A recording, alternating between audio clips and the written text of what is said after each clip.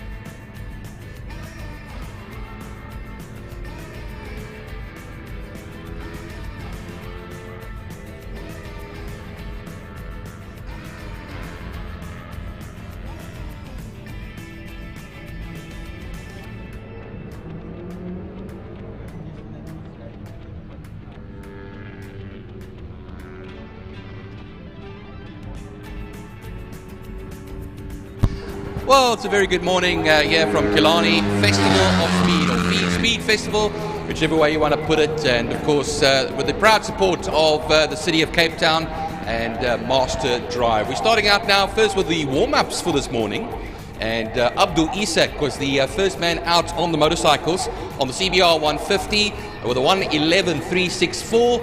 I see Nigel Evans will be the next man now to come through, also on the CBR 150, and the same with Braden Hutchings as well. That's now the 150cc class. Nigel Evans comes right through. He's a 1:10.839, 5/10 of a second, half a second there ahead of the Honda of Abdul Isak. So Braden Hutchings will be the next man to come up soon. So first and foremost, before he comes along, my name is Byron Height, and I'm going to be joined today by Frankie Yennis in the commentary box with me, and as well Emil Tiny Brunt from, of course, Tiny's pit box. Morning, Frankie. Morning, Tiny. Yeah, Byron, and hi to the people that are here. We are only going to start this event a little bit later on when everybody is here. We're just doing some practice runs, and then we're going to have a chat to the Councillor of Cape Town. Byron will be doing that interview.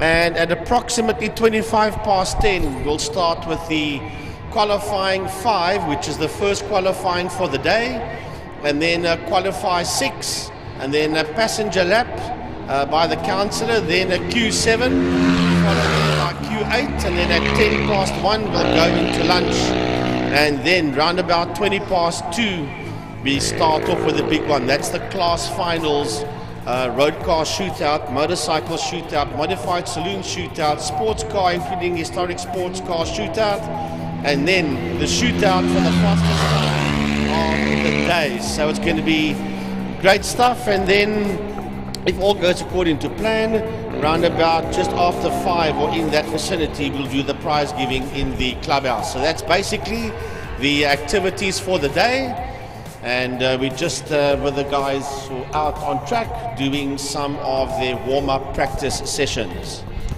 Yeah, we had yesterday 4 practice sessions and 4 qualifying sessions. We'll have 4 qualifying sessions once again, and then we'll move on into the real big stuff coming up. I'll take a look now over here. So qualifying 5 and 6, as well as 7 and 8, completing all the sessions as well. We have the lunch break a little later on, just after 1, and there'll be a 35-piece jazz orchestra be playing in the clubhouse, and anybody who's a fan of jazz in the city of jazz, that is Cape Town, I recommend that you go at lunchtime and have a look at this 35-piece jazz orchestra.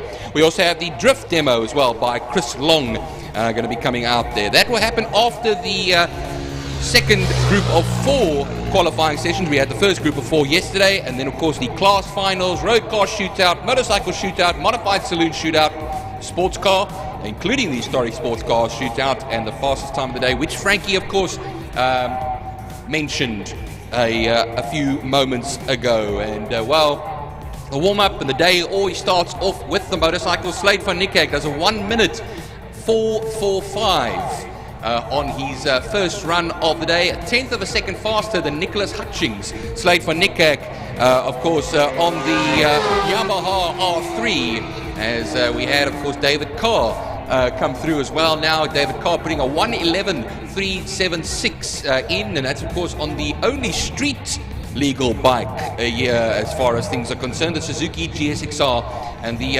largest capacity engine of them all as well, a 750 for him. So a small gaggle of bikes in the various classes. Will go on to the road cars fairly shortly as well.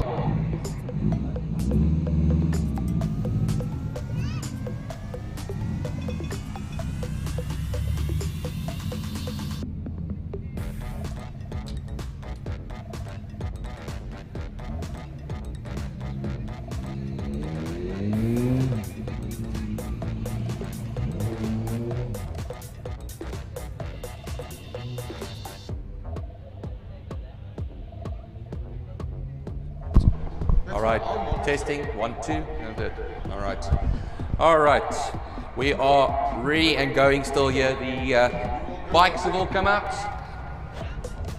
and I don't see any more bikes lined up at the moment. It could be, oh, there we go. We have the likes of Wayne Arendse going to be coming out there. Bike number 33, Michael Hunter. Number 37, of course, Wayne Arendse on the Honda CBR 600. And Michael Hunter coming out in the Quacker, the ZX6R, both 4-cylinder machines, 600s of the superbikes. Of course, no 1000cc bikes going out today.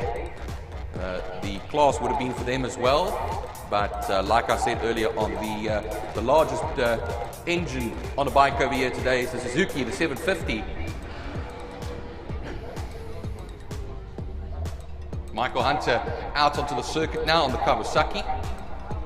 I did not see Wayne Arendse, because Wayne Arendse on the list, of course, will always go ahead of him, but the order can be subject to change. Best time from Slade van Niekerk, as I said earlier on, a 1 minute .445 by the Yamaha man.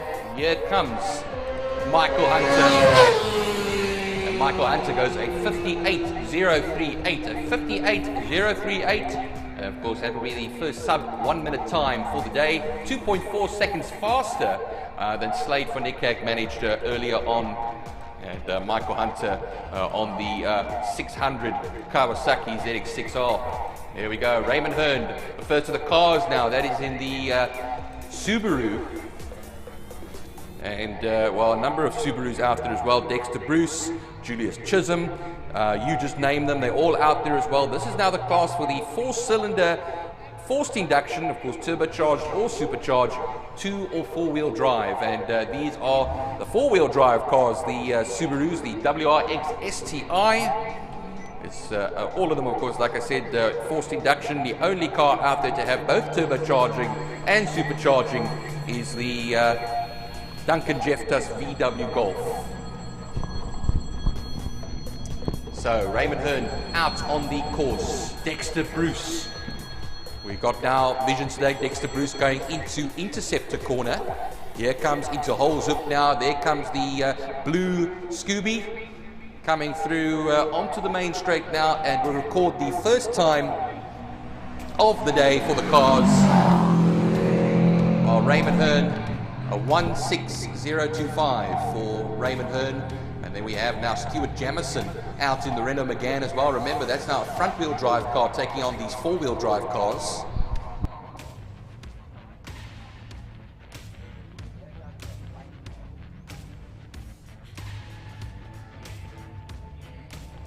So Stuart Jameson, as I said, out there in the Renault. Julius Chisholm in his Subaru. Here comes Dexter Bruce across the line, a 1:07.026.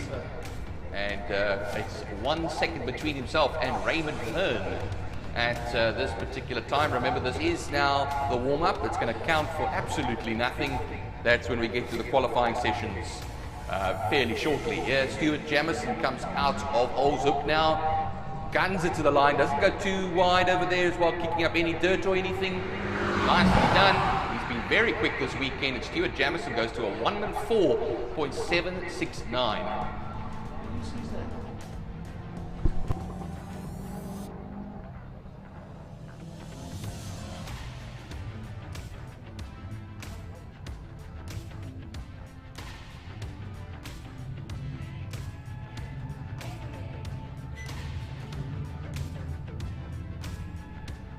All right, Duncan Jefftus out there as well in the Golf Mark II. Julius Chisholm comes across the line with a 1:09.449, and that should put him 4th in the rankings for the road cars. Of course, the 4-cylinder turbocharged or supercharged class. Duncan Jefftus should be coming around now into Hoal's Hook now. Remember that he's now a right-hander.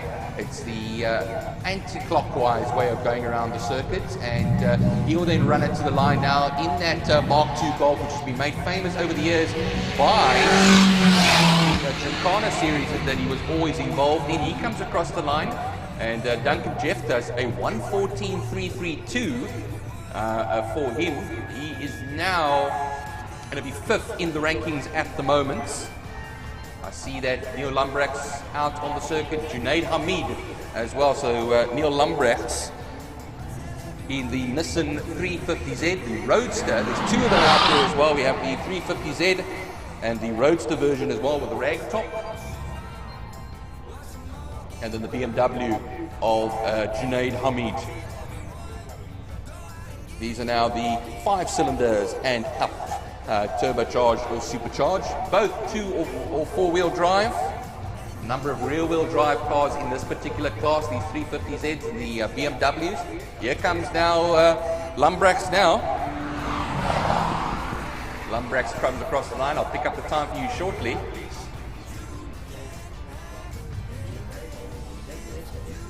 Junaid Hamid on the circuit at the moment in the BMW. Then we have the 350Z of Daniel Blazer. Neil Lumbrechts, a 1:09.749 for him. He's just 0.3 of a second off of Julius Chisholm. Gino Norse as well come out into the circuit in the Mustang, one of 2 Mustangs to be out there. Hamid just crossed the line now. He goes a 1:10.016. He's now 0.2 of a second off of Neil Lumbrechts.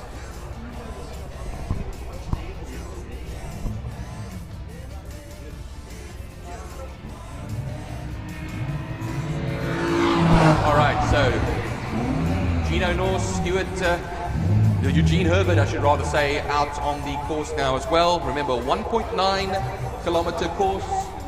And, well, of course, that starts when the timing line starts. I think it's about 10 meters from when they launch off. I speak under correction over there, and, well, we will be bringing you this all live on the web later on. See now Gino Norse coming around here to complete his run. I'll be able to give you that time fairly shortly over there as well. Eugene Herbert, the other yellow Mustang, out on there. Gino Norse, a 1:09.609, his fastest time, and he's a tenth of a second off of Julius Chisholm. So it well puts him into the top 5, looks like it over there. Henny Bosman in the rotary Lotus 7 has now gone out to the circuit. Trevor Hutchings in the modified section, also out onto the circuit in the VW Sirocco. Eugene Herbert comes across the line at a 1:10.678, 6/10 of a second off of Ryan van Wyk. And Ryan van Wyk was in that Honda Civic Type R earlier on. I didn't actually mention his time. Henny Bosman. Well, here comes Trevor Hutchings now. Trevor Hutchings was having a bit of fun in that car yesterday as well. A few tank slappers in that VW Sirocco over there. He comes across the line now and completes his warm-up run.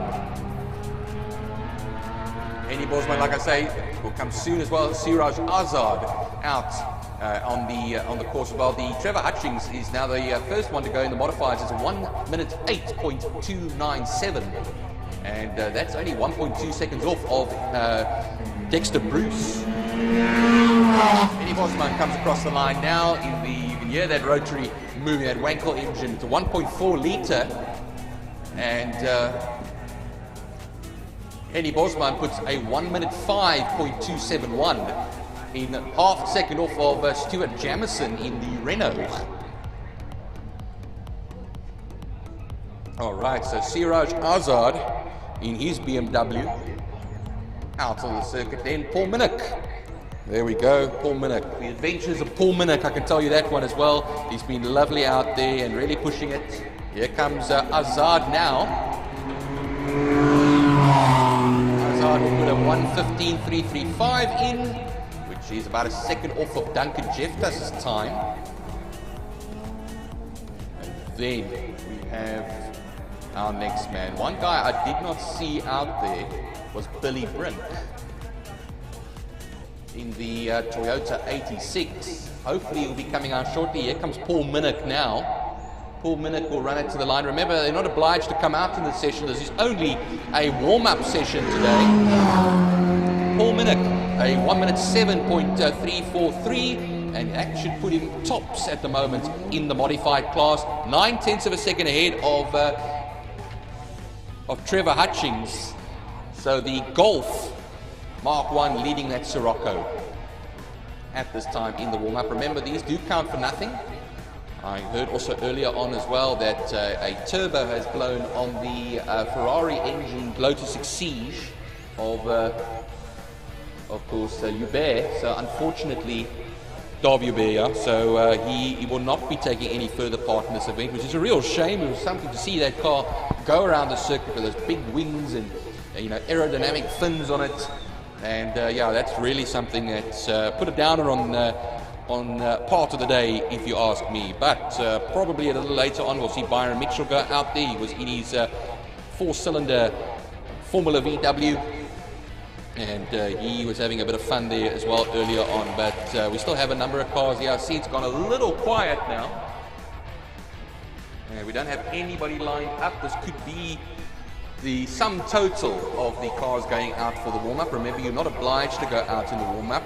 The real action will start fairly shortly when qualifying 5 takes place. And we have 4 qualifying sessions today, and then after lunch is when the real prizes are going to be played for, because we have the class finals, we have the road car shootout, motorcycle shootout, modified saloon shootout, just shootouts everywhere.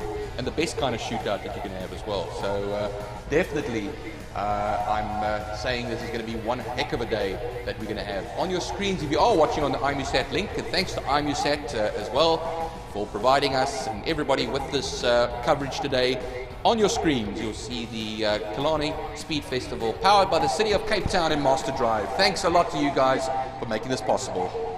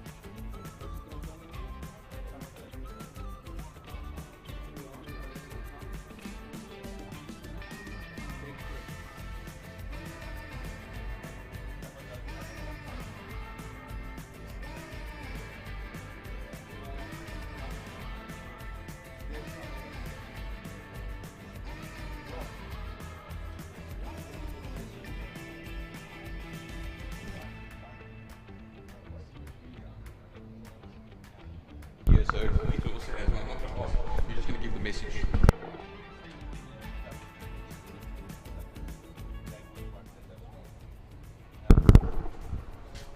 Okay, are we live?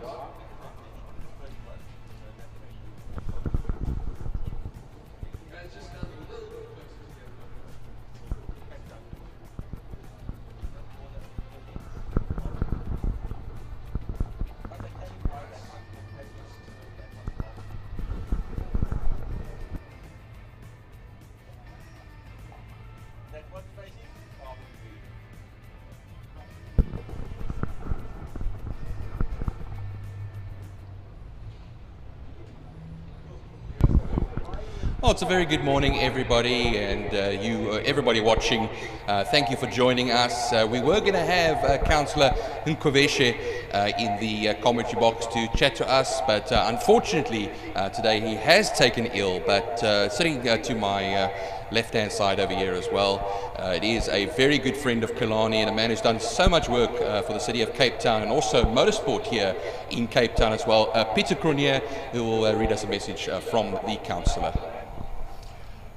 Councillor Nkoveshe is chairperson of the City's Safety and Security Portfolio Committee, and the message he has sent us to share with you today is to say good morning and a hearty welcome all speed fans.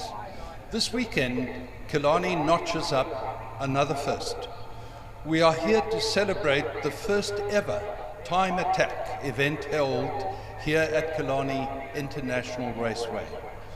The winner is quite simply the fastest car and driver from start to finish.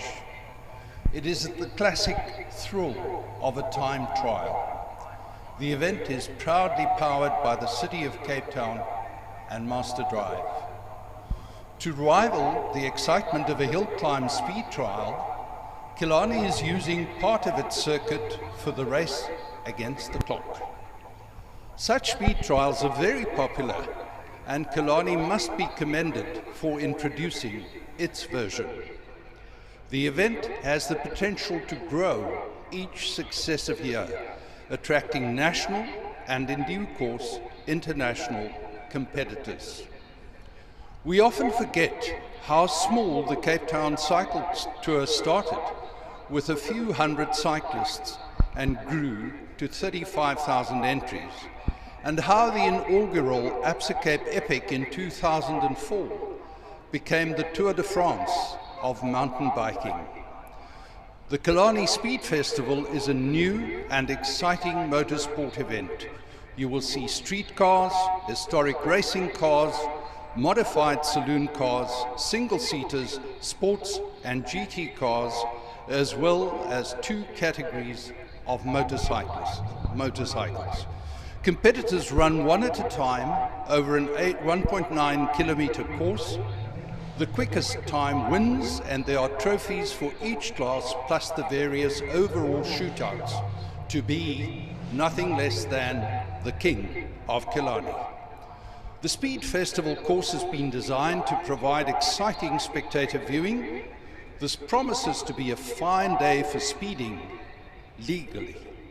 The city wishes Killarney and Western Province Motor Club every success with today's event. We hope to be back to see this event grow year by year. I thank you.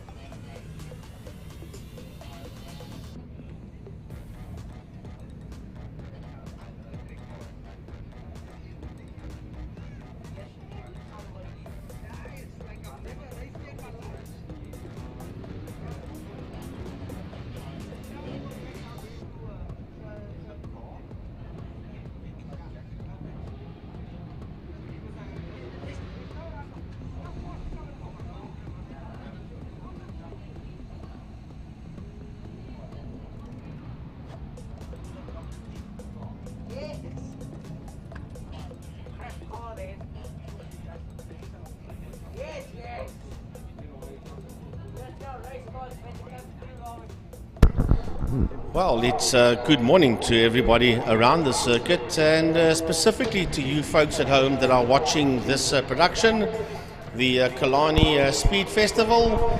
And my name is Frankie Innes, and I wasn't here yesterday. Francois Butler was here yesterday, but he couldn't make it today. He's got some other activity. Byron Height was here yesterday, and so was Emil Brandt. Byron, nice for me to be joining you here today, and you were obviously all part of this during Saturday.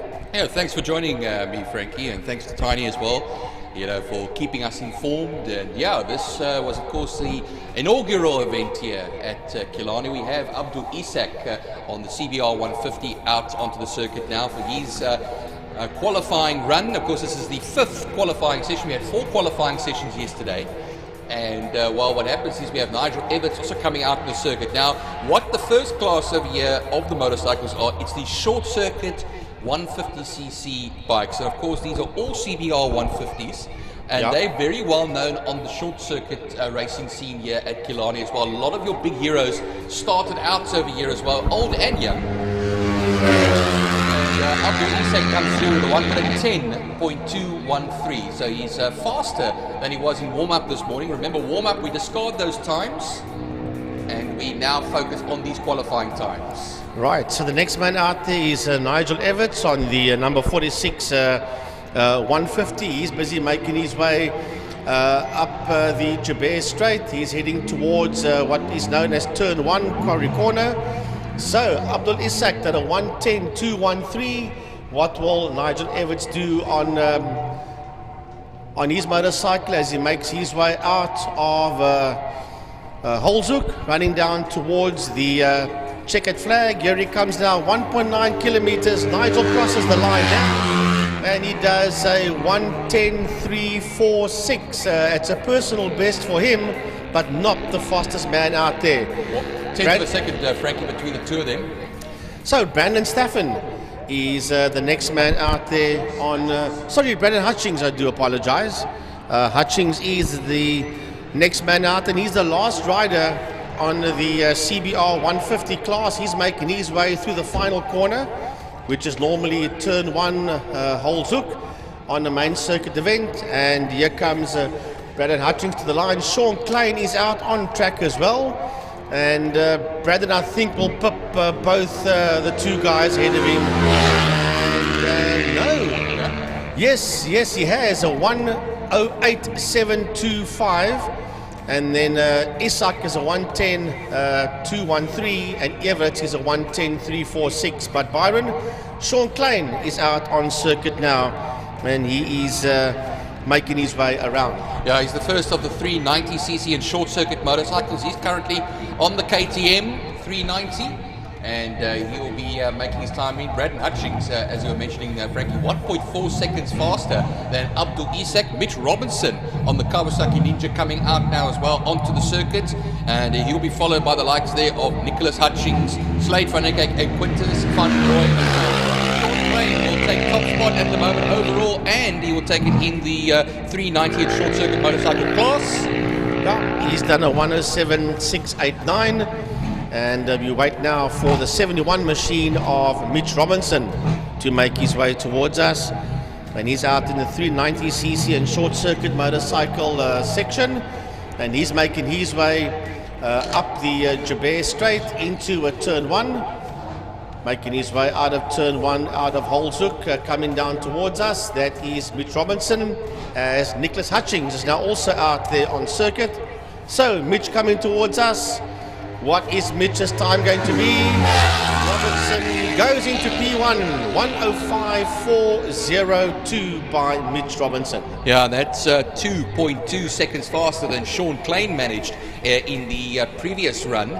We have now as well Nicholas Hutchings out on the circuit as well. Nicholas Hutchings will be on the KTM, and Slade van Eyck, one of the fastest men out there on the 111 machine. I'm telling you right now, Nicholas will stick it in P1, and then probably that will be taken then by Slade. Here comes Nicholas Hutchings now, Frankie, as you point out. And as expected, a 1 minute .252 for Nicholas Hutchings, 5.1 seconds faster than Mitch Robinson managed over there as well. So the KTM is now leading the field at the moment. We have now Slade van Niekerk still on a line. He's going to probably take the top spot fairly shortly now on the Yamaha R3, and then we have Quintus van Rooyen on the Husqvarna 450. Right, to keep an eye on them, this is Slade that's making his way out of Holzhoek, coming down towards us now. He's got a big lean angle. Remember, this is in the anti-clockwise direction, bringing it to the line, and Slade goes sub 1 minute. He does a 58.106 seconds, Slade van Niekerk, as Quintus van Rooyen on the Husqvarna FS 450 is out there on circuit, and he's making his way, Byron, into Quarry Corner. He is indeed. 8 riders have now started their, or completed, or either started their run. 7 have completed. 8. Number 8 is out there now as well. Number 187, Quintus van Rooyen on the machine. Of course, Quintus van Rooyen is on the Husqvarna. Super motard machine. Yes, indeed. Now we have the only street class bike of David Carr out the Suzuki GSXR 750 as he makes the 600-ish, I should rather say, over there, the 750 over there. And now David Carr will come across soon as well. Slade van Niekerk, we had the top spot. Quintus van Rooyen goes in third position in class and overall with a 1 minute 2.806. Right, so David Carr will be up there in the GSXR 750, that's the Suzuki, and David Carr on the 97 motorcycle, making his way out of a Quarry Corner. He's working down the Joubert Straight into Holzhoek, and that is David Carr in the street motorcycle category in the Suzuki GSXR 750. Wayne Orense is out there now as well too, Frankie. Of course, the chairman of the biking section and a clubman's racer. David Carr will come to the line now on the Suzuki, and it's a 108.912. He's faster by 1.3 seconds over Abdul Isak, and of course the only man in the street class as well. He's a 1/10 of a second off of Braden Hutchings. So, Wayne Orense on the Honda CBR 600 RR. He is, as Byron said, the chairman of the WPMC motorcycle section, and he's working his way out of Holzhoek, working towards the start-finish line. 1.9 kilometers long. It's flat track 1.9, and here he comes across the line. And will he bang it into P1? No, he doesn't. In third position with a PB of a 101.645. Well, Michael Hunter's out there. He is the last of the 3 4-cylinder bikes. Of course, it's the Superbike 600s and 1000s. No 1000s today, unfortunately. But Michael Hunter is out there as well. He's coming down the straight in that red, on that green and white Kawasaki. He's now going into Holzhoek. Remember, the opposite way around now. There's no such thing as a wrong way around here. It's just anti-clockwise and clockwise. Yeah. And here he comes out of Holzhoek. This is going to be quick. This should be very quick. The ZX6R Kawasaki of Michael Hunter, and bang into P1. 57.093 by Michael Hunter. He is the quickest rider out there. And he was yesterday as well. Let me tell you one thing, he's quickest in almost every session here, Michael Hunter, and a whole second between himself and Slade van Niekerk over there as well. So the the Kawasaki ZX6R working very nicely over there. What I like about Slade van Niekerk, he is on a motorcycle that classifies in the 390cc and short circuit motorcycle category, and he is second fastest to the fully blown 600 CC Kawasaki ZX6R of Mike Hunter. So not bad at all there for Slade, and they are the only two to have done sub 1 minute. Slade 58.106 and Michael Hunter 57.093. Well, we have now the Subaru coming out of Raymond Hearn, number 1, of course, and that's the WRX STI. This class is the 4-cylinder turbo or supercharged class, amongst them 2-wheel and 4-wheel drive cars. Starting out with 4-wheel drive, we mostly have over here 4-wheel drive and front-wheel drive in this particular class, and the first of the Scoobies coming out there as well. He comes now into Quarry Bend over there as well, out of that section onto the Joubert Straight. Didn't hug the curb quite nicely over there. A little bit of oversteer coming through that part, or understeer rather I should say, going through that part. It's mostly one of the big problems with four-wheel drive cars as well, that they tend to understeer. And while Dexter Bruce also coming out now onto the circuit in the other of the Subarus. There's three Subarus out there, Julius Chisholm as well, but the Impreza, both of them of course the flat 4 engines, as Hearn comes through now and will take a 1 minute 4:133. Right, so I see on our timing monitor we've got motorcycles and bikes all mixed up. I would have thought that it would have had separate screens for each, but at this point in time they are all mixed up. So the next man out on track is Dexter Bruce, and we've seen him do some social rallycross with the guys out here when they come and do their rallycross on a Saturday. So Dexter Bruce making his way out of Quarry Corner, also in the Subaru, and as Stuart Jameson is also out on track, Dexter Bruce makes his way across the line, and he is in P7 overall with a 104.924 by Dexter Bruce, as Byron Stuart Jameson is out on circuit right now. Stuart Jameson over there. Oh, Jameson, sorry. Yeah, and he's in the Renault Megane. Yeah, the Mega Megane, I can tell you that much. He was faster than both Subarus through most of yesterday. It's a front-wheel drive car, may I remind you as well. And let me tell you one thing, he's coming now towards Hoal's Hook, and he's going to really have a good go at it. Of course, Francois said the wine red paint job on that particular motor car. And he's not wrong if he calls it a wine red spray job, but here he comes towards us now, Stuart Jameson. Where will he put that super quick Megane in?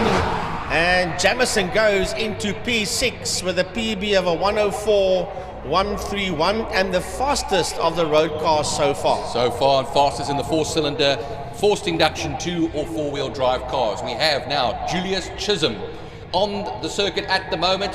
Probably one of the cleaner of the Subarus coming through that corner now. The silver Subaru now making it his way down the Joubert Straight towards the long right-hander at Hoal's Hook over here. He'll make his way in there as well. Then we should be having as well Duncan Jeftas come out there in the Mark II Golf. May I remind you, like I've been saying, like a broken record all day yesterday, both turbocharged and supercharged 2-litre.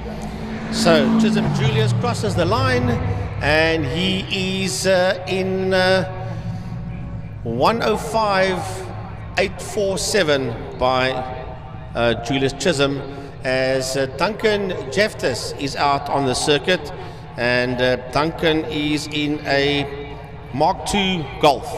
Yeah, Duncan coming around now, was very well known on the Gymkhana scene many years ago. He had quite a long break and then he came back, and it's great to see him in an event like this as well. The inaugural Speed Festival time trial. And well, just looking at Julius Chisholm earlier on, he's currently 4th overall as far as the cars are concerned, and also in the class. Duncan Jeftas will give him a good run for it though. He will come now through the last turn over there, doesn't get too reckless or too much over to the dirt, and he will come across the line right now. And I'll pick up the time for you shortly, because we do have a few pages to get through here. Yeah, Ryan van Wyk is the next man out on track, and then Byron, you can pick up where that guy just slotted in. Duncan Jeftas, a 1 minute 9.638. Ryan van Wyk out there in a Honda Type R Civic. Yeah, also these Mega Civics as well. I'm telling you, they are very fast. And Ryan van Wyk is only one of 2 of them out there as well. We have Albert Hintenhouse. I didn't see Albert come out though onto the circuit. Hopefully there's no problems over there with Albert. But I do see the next class is starting to come up as well, Frankie, which will be the 5 cylinders and up, turbo or supercharged class. And Billy Brink in the Toyota 86 will be making his way out. Right, Ryan van Wyk crosses the line, and we'll have a look now where he slots in. 110.3 there, Frankie. Yeah, Ryan van Wyk with a 108.326. My apologies. We have Billy Brink on the circuit now. There is in the what we call turn 2 during the main circuit, which is Quarry. for now, and it's now he's got the Toyota 86 going through onto the Joubert Straight over there. This is a very quick car, I can tell you that much. He's also been a mainstay on the Gymkhana scene here as well, the Witzenberg Gymkhana scene, and he'll be coming around now the last turn, banger to the line. Right, here comes Billy Brink, and that super quick car, boom, across the line goes Billy Brink, as Chris Mallion is out on the circuit at this point in time. We'll tell you now where Billy has he is in P6 with a 103.111. Leads the road cars at the moment there, and that is a whole second ahead of Stewart Jameson's Renault. So magnificent stuff there from Billy Brink. Chris Mallion, as you mentioned there, Frankie, in the Audi S4 Avant, of course, the estate four-wheel drive. Station wagon.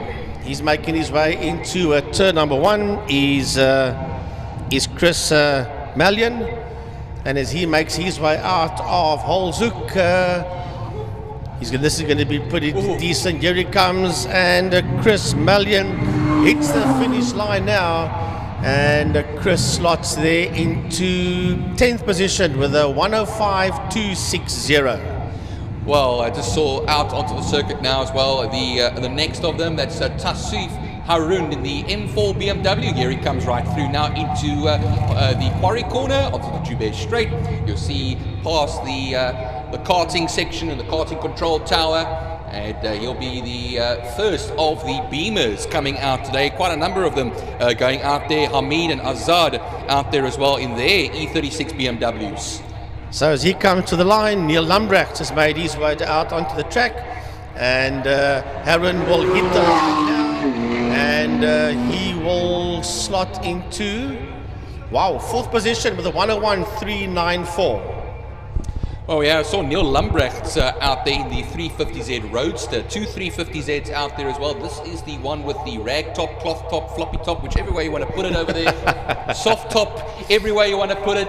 But the thing is, what you want to do here is be on top. So on top of the leaderboard. Oh yeah, well, thanks for clarifying that, Frankie. I almost regretted what I was saying over here. Right, so Neil making his way into Holzoek. And he is out there in the Nissan 350Z Roadster. As he comes out of Holzoek, working his way towards us, that is Neil Lumbrecht, and he will cross the finish line now. Daniel Blazer is out on circuit, so where does Neil slot in? We'll have a look and see when the leaderboard changes. And Neil is in about 14th or 15th position, I think. Yes, 1 minute 7.525. Sorry there, Frankie. On the dirt is Daniel Blazer coming out of Quarry Corner.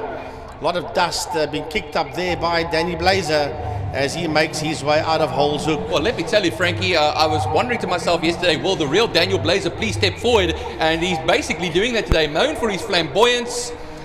Kept it for Sunday. He comes across the line there, kicked a bit of dirt up, and I'll be able to give you a time fairly shortly of that 350Z. Sounding very nice, that 6-cylinder, straight 6, of course. And, I see he's going to be in 5th position overall, a 1 minute 1.573. Yeah, that's for Daniel Blazer. Next man on track is Junaid Hamid. And Junaid Hamid is in the 328i E36 BMW, and he's making his way into Holzoek right now. Yeah, 2.8 litre inline 6, longitudinally mounted, of course, because it is a rear-wheel drive. And of course, these were very famous, of course, in the old days, the BMWs and so on in their racing. Well, Hamid comes across the line then. And I will then get Junaid Hamid is a 107.055 at the edge of the timing sheets over there as well. And then Shiraz Azad in his E36 BMW. Yeah, he's making his way into a turn 2 now, what we refer to as turn 2 into Quarry Corner.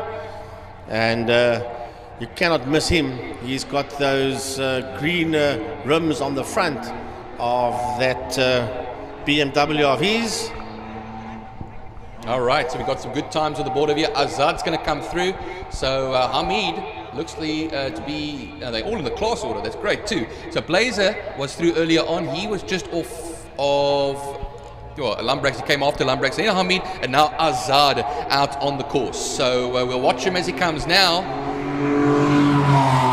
across the line, and we'll get a 50. Okay, that's now the gap, of course. So it is now a 1:13.805. Right, so that will put him then, at this point in time, fifth in his class, Azad. Lambrecht is the quickest man in that class, followed by Blazer, Hamid and Hazard.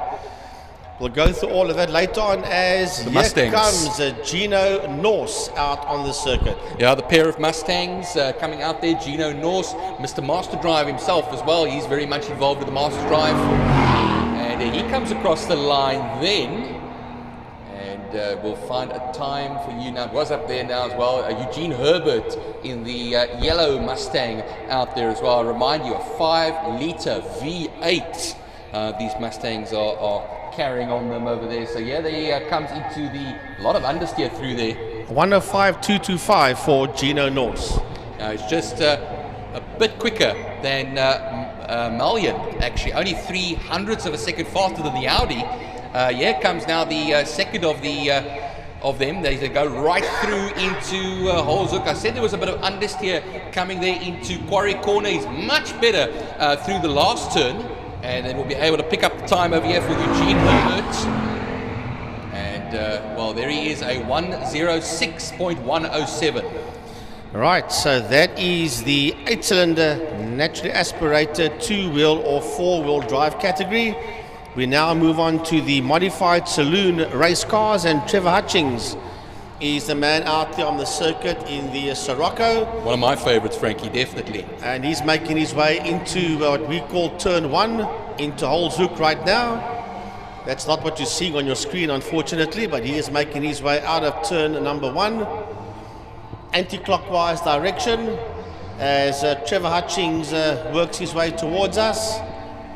And Trevor Hutchings crosses the line now as Paul Minak is out on the circuit, and Trevor's done a 105.921. Paul Minak, the next man out there in the Golf, and he's going into, just gone through Interceptor Corner, through the kink, and making his way into turn 2, Quarry Corner. We'll still refer to it as turn 2 for the cameramen, because they're used to it when we do the main circuit events, and they know exactly where we are.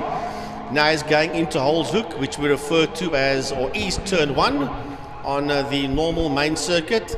And Paul Minak will make his way to the line.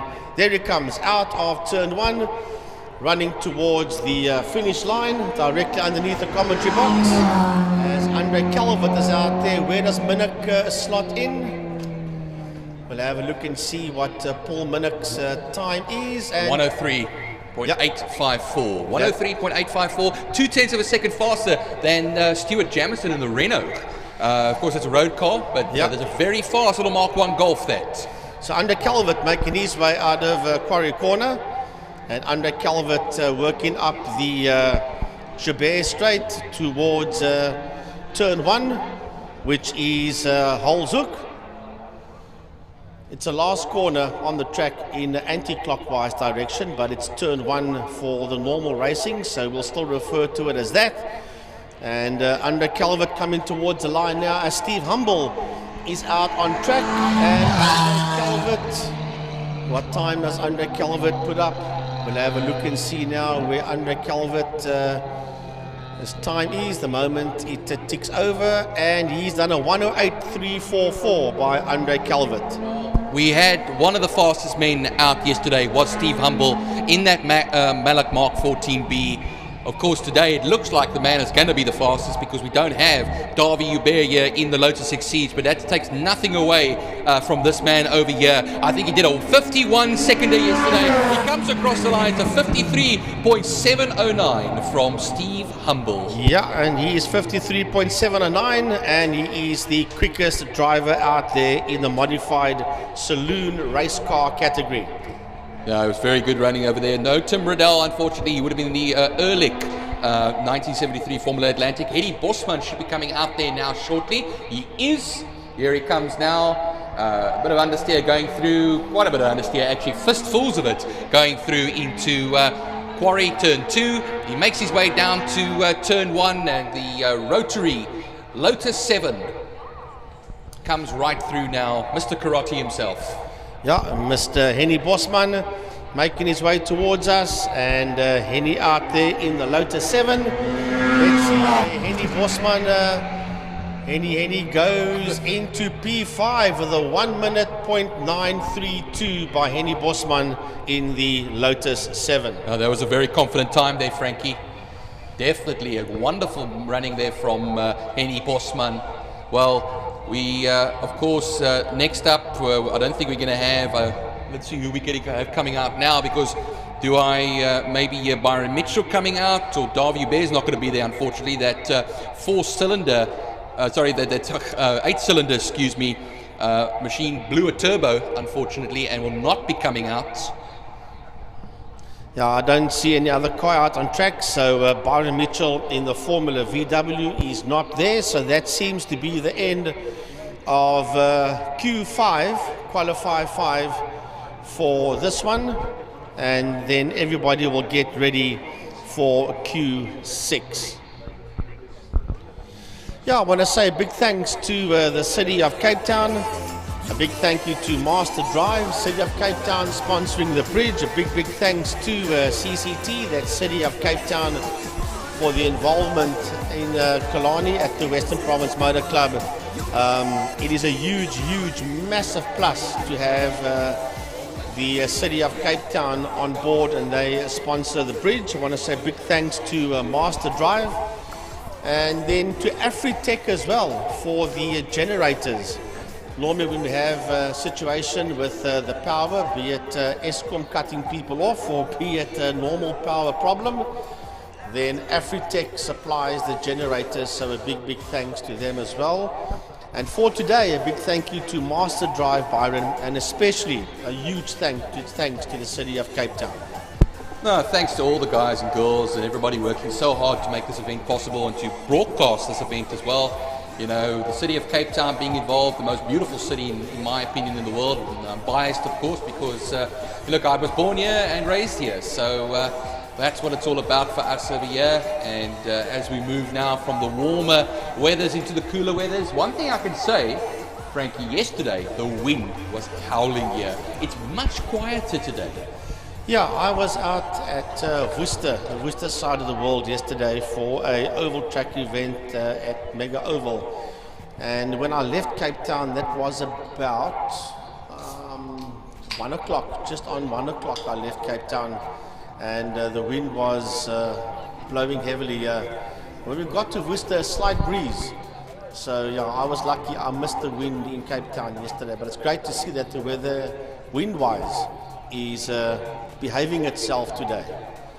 I think the entrants will all appreciate that as well. Let me tell you one thing: the wind plays a hell of a factor over here, and I think a lot of the entrants, a lot of the guys were struggling yesterday. There was a lot of crosswinds going through both Quarry, and of course that makes a crosswind through turn 1 Hoal's Hook as well. So that's quite something over there. You're a car pulling off somewhere over here. That's the fire bucky. Oh, right, the fire bucky. That beautiful sound that fire bucky always has, eh? Right, so 1 minute 59, you're flying is saying over here. Let me tell you one thing, he's throwing his hat into the ring, I can tell you that much.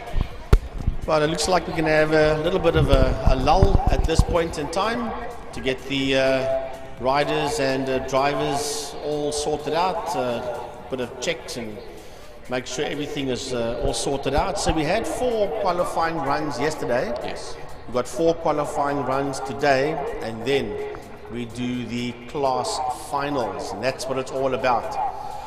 Well, not a lot of people here at this point in time, but for those that are here, and we'll mention it again as the day goes on, it's only 10 to 11, that the jazz band, it's a 35-piece jazz band, will be performing for an hour during the lunch break behind the clubhouse. So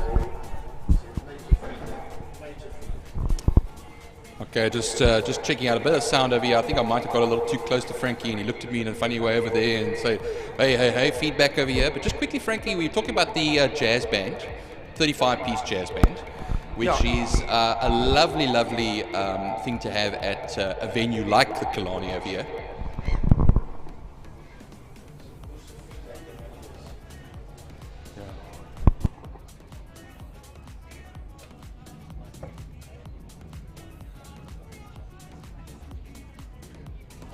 So yeah, the jazz band, always a great thing to have around Killarney as well. And thanks to the band for coming to entertain a lot of the patrons here at Killarney at lunchtime.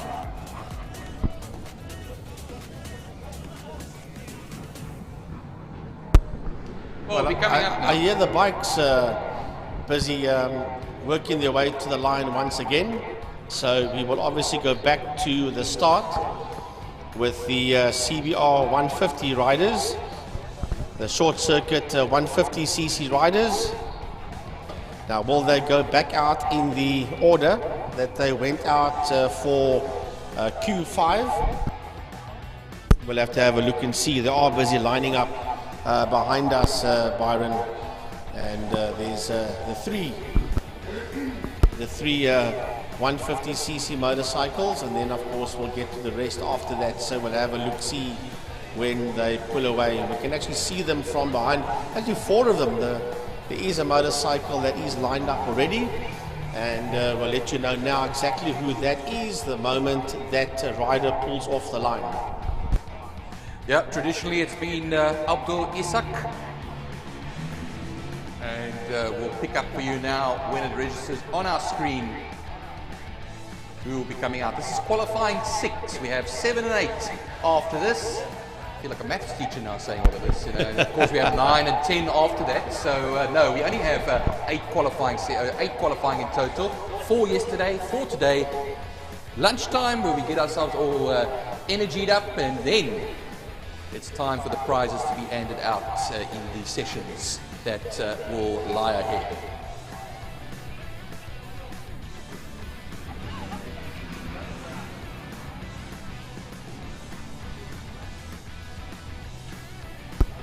So as we look out the back of the commentary box windows,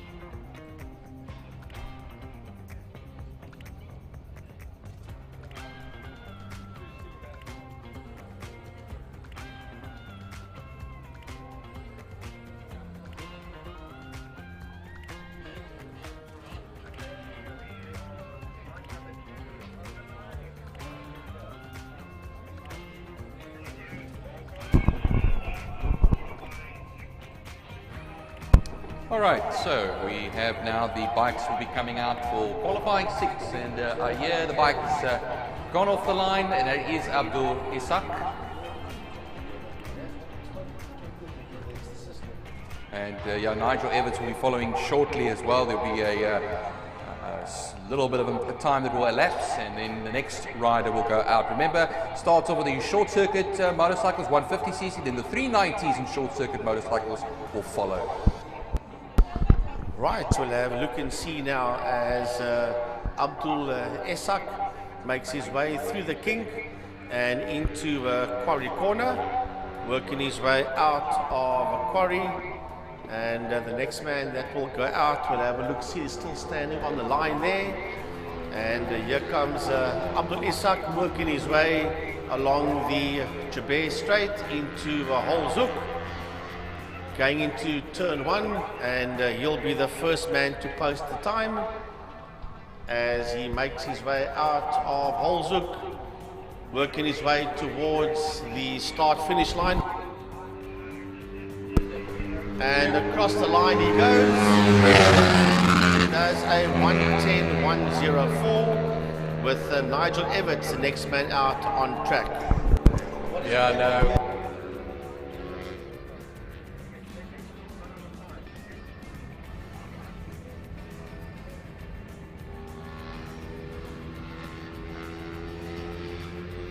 Well, Nigel Evans is now going to be coming to the end of his run fairly shortly. And Braden Hutchings has just made his way onto the circuit. The 3 out of the course, or the 2 that's still out on the course, are both CBR 150RRs, Hondas, and Abdul Isak, who finished off as well. He is also on a CBR Honda. So here comes Nigel Evans. 0.2 of a second slower than Abdul Isak. A 1:10.383 for him. Like I say, 0.2 of a second as Braden Hutchings comes through turn 2, Quarry Corner. Yeah, Braden Hutchings making his way along the Joubert Straight towards turn 1, which is Hoal's Hook. And he will certainly be the quickest guy out there when he crosses the line, as Sean Klein makes his way out on track. So the guys are in Q6, the same following order as what they were in Q5. Yeah, that's a 1:08.113 for Hutchings, and he is the fastest man out there so far. 1.9 seconds faster than Abdul Isak, and Sean Klein out on the course. Yeah, Sean Klein out there in the 390cc and short circuit motorcycle category. Sean Klein working along the Joubert Straight and making his way into Hoal as Mitch Robinson is out on track on the 71 bike. Yeah, the Ninja. He is out on the Quacker Ninja, and Sean Klein will be coming now to complete his time. He should take top spot. Yeah, no, not. He doesn't. Braden Hutchings, of course, will still have the top spot over there, but 1:08.113, but Sean Klein a 1:09.073 on the machine, of course, the KTM. So right, here comes Mitch making his way along the Joubert Straight on the 71 outfit, as Nicholas Hutchings is also now out on track on the KTM. And here comes Mitch on the Kawasaki Ninja and making his way towards the checkered flag, and slot in, bang, in P1 with a 1:04.113. Nicholas Hutchings out on the circuit at the moment. He's one of 2 KTMs that's partaking in this time trial event, and he'll be followed surely there by Slade van Niekerk and Quintus van Rooyen fairly shortly. Right, so Nicholas Hutchings working his way out of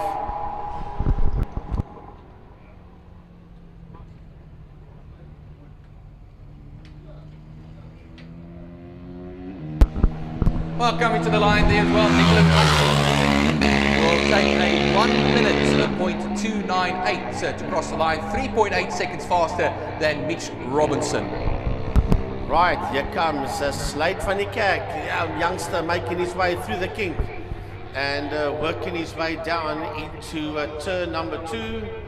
Out of Quarry Corner he comes, heading up the Joubert Straight. This will be quick by this youngster on the 111 bike. Slade van die Kerk out of Hoal, bringing it down towards us now. That lovely lean angle. Here he comes towards the line. This will top the leaderboard for sure. And once again, a sub 1 minute does a 58.359. And Quintus van Rooyen, he's the next rider out there. Yeah, he's on the Husqvarna, of course, the FS 450. And Slade van die Kerk at 58.359 over there on the Yamaha. Of course, takes it by 1.9 seconds over Nigel Hutchings. Here comes Quintus van Rooyen now down the Joubert Straight, number 187. He is entered as today. Of course, remember, this is qualifying 2 more sessions after this as we come to the tail end of the biking class.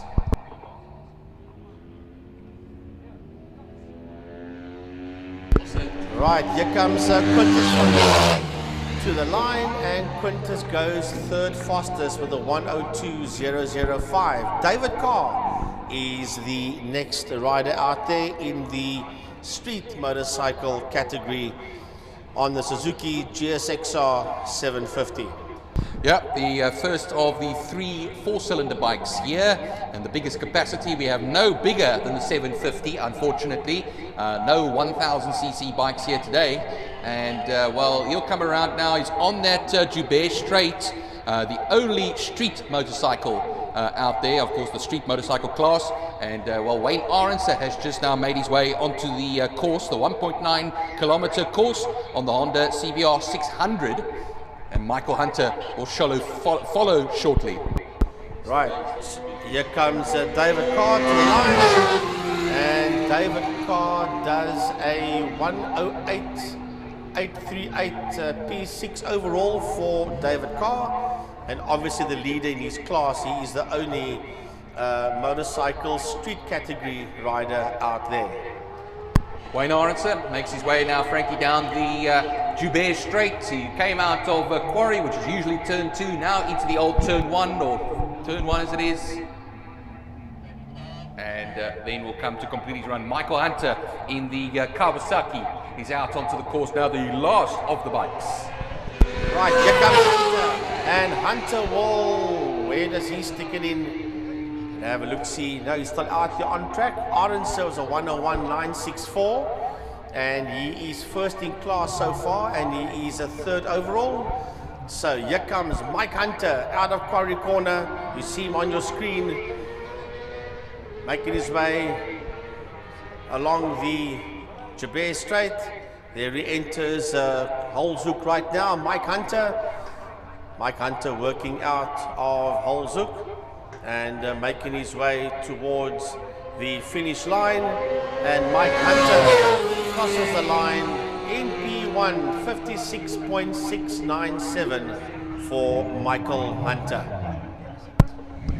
Yeah, he has usually been doing the fastest man on 2 wheels around Killarney over this weekend, a 56.697, 1.6 seconds faster than Slade van die Kerk. He takes the top spot overall in the bikes, but also the superbike class over Wayne Arendse. So we're going to be starting off now with the cars. Raymond Hearn in the Subaru WRX.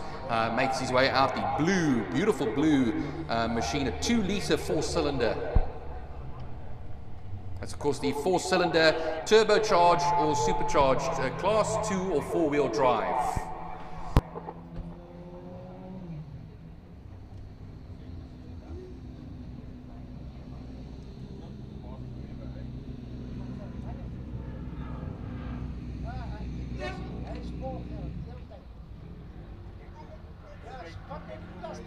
Right, here comes Raymond Hearn.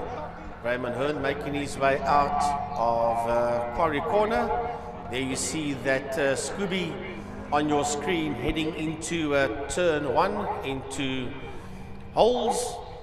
working his way anti-clockwise out of Hoal on this 1.9 kilometre flat track run. The time attack, and Bruce Dexter is out on circuit as well, and Raymond Hearn goes into P6 with a 103.596. Now the other Scooby out there of Dexter Bruce, and he's making his way through the kink towards Quarry Corner. Yeah, Dexter Bruce in the white Subaru, one of 3 Subarus out there, I remind you. He comes out of the Quarry Bend onto the Joubert Straight, and then we should have that Mega McGann over there coming out as well. Stuart Jameson, as I speak, he comes out in that McGann, and you're going to show him, you're going to do some great things in that McGann over there as well. But Dexter Bruce onto the course, coming now towards the end here. Here he comes to the line.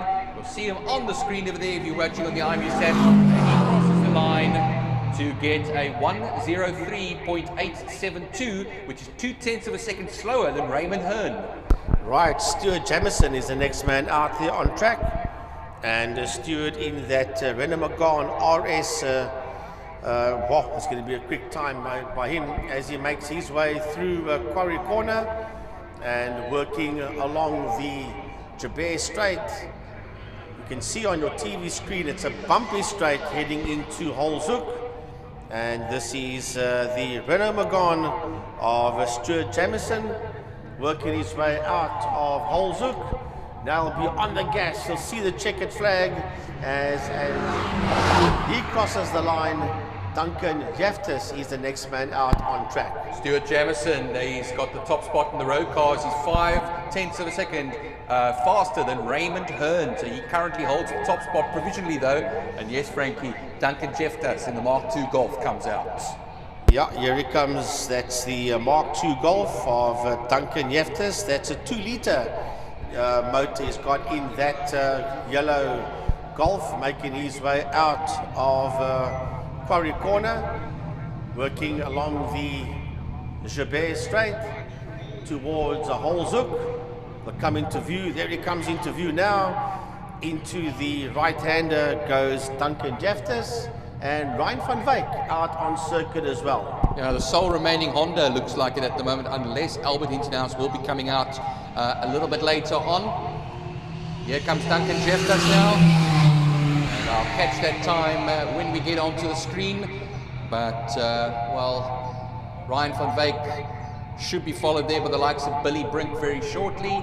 As I look now, we just had...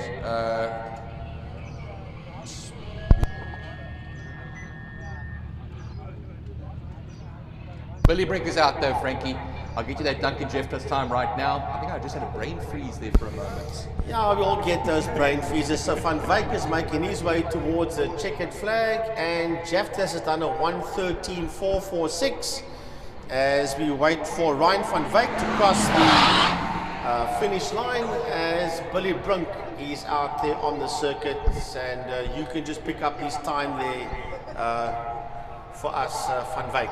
Yeah, Van Wyk got himself in the Honda a 1:07.240, and that should put him about 4th in the road car section for this time being. Billy Brink in the 5 cylinders and up, forced induction, 2 or 4-wheel drive. He starts, of course, as a 4-wheel driver in there, and a handful of rear-wheel drive.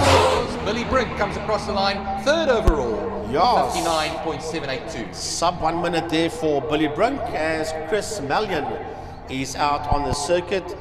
Chris in the Audi S4 Avant, making his way through the kink now in that white Audi S4, making his way out of Quarry Corner. Here he comes towards us, working along the Joubert Straight towards Hoal, and we've waiting for Chris as the next man is out on track already. Yeah, Tusif Haroon, of course, the BMW, the first of the BMW gang. Here comes the Audi now of Mallion. The S4 Avant will make his way across the line and record a time. I'll get that time for you now. as the pages go through. Of course, 17 minutes has elapsed in the session. A 1:03.741 for Chris Mallion as the BMW M4 of Haroon comes through turn 2, Quarry Corner. That is Tusif Haroon making his way out there into turn number 1, as we refer to. That is Hoal's, and he is out there in the M4 BMW. There he comes, you see him on screen now, losing it slightly. The nose began to walk around slightly coming out of turn 1. So where does he slot in? Neil Lumbrax is out there on track at this point in time. Haroon is 1:05.14 for Tusif Haroon. Yeah, so Neil Lumbrax, the first of the 5 cylinders and over naturally aspirated engines and 2-wheel or 4-wheel drive. We move on then after that to the 8-cylinder naturally aspirated pairing of the 2 Mustangs. Here comes that blue rag top 350Z now. And, what did you call it earlier on? A floppy top. Floppy top, soft top was another one as well. So we've got all kinds of tops going on over here. Right, so as Lumbrax comes towards us, Daniel Blazer is out on the circuit as well. There comes Neil Lumbrax in the 350Z Roadster to the start-finish line, and Lumbrax will have a time of a 1:07.577. Oh, here comes Daniel Blazer. Oh, locking up there quite a bit. Excuse me, I'm going a bit loud over there, but he goes heavy. Too fast into the turn, broadsides it quite a bit, and then the 350Z, man, I think he was hoping more for a blaze of glory over here, but let me tell you one thing, locking up quite a bit there on the left front. Well, he's a drifting man. As somebody please tell him he can't drift that thing around here. He's drifting it nonetheless. Look at that, Danny Blazer. It's going to cost him though. That's going to cost him. It will cost him, but I think he wants a bit of time to play around. Frankie, yeah, you can see there 1:03.554. He was doing 1 minute ones early on, so it's cost him time. Of course, it would, that lock up and that, and of course that tail, that fishtailing going over there as well. But no, unfortunately, not the best from Daniel Blazer, but having fun, I think, nonetheless. Here comes the BMW as well now. That, of course, is going to be the Junaid Hamid BMW, the 328i, and he'll be followed by Shiraz Azad, and he's E36.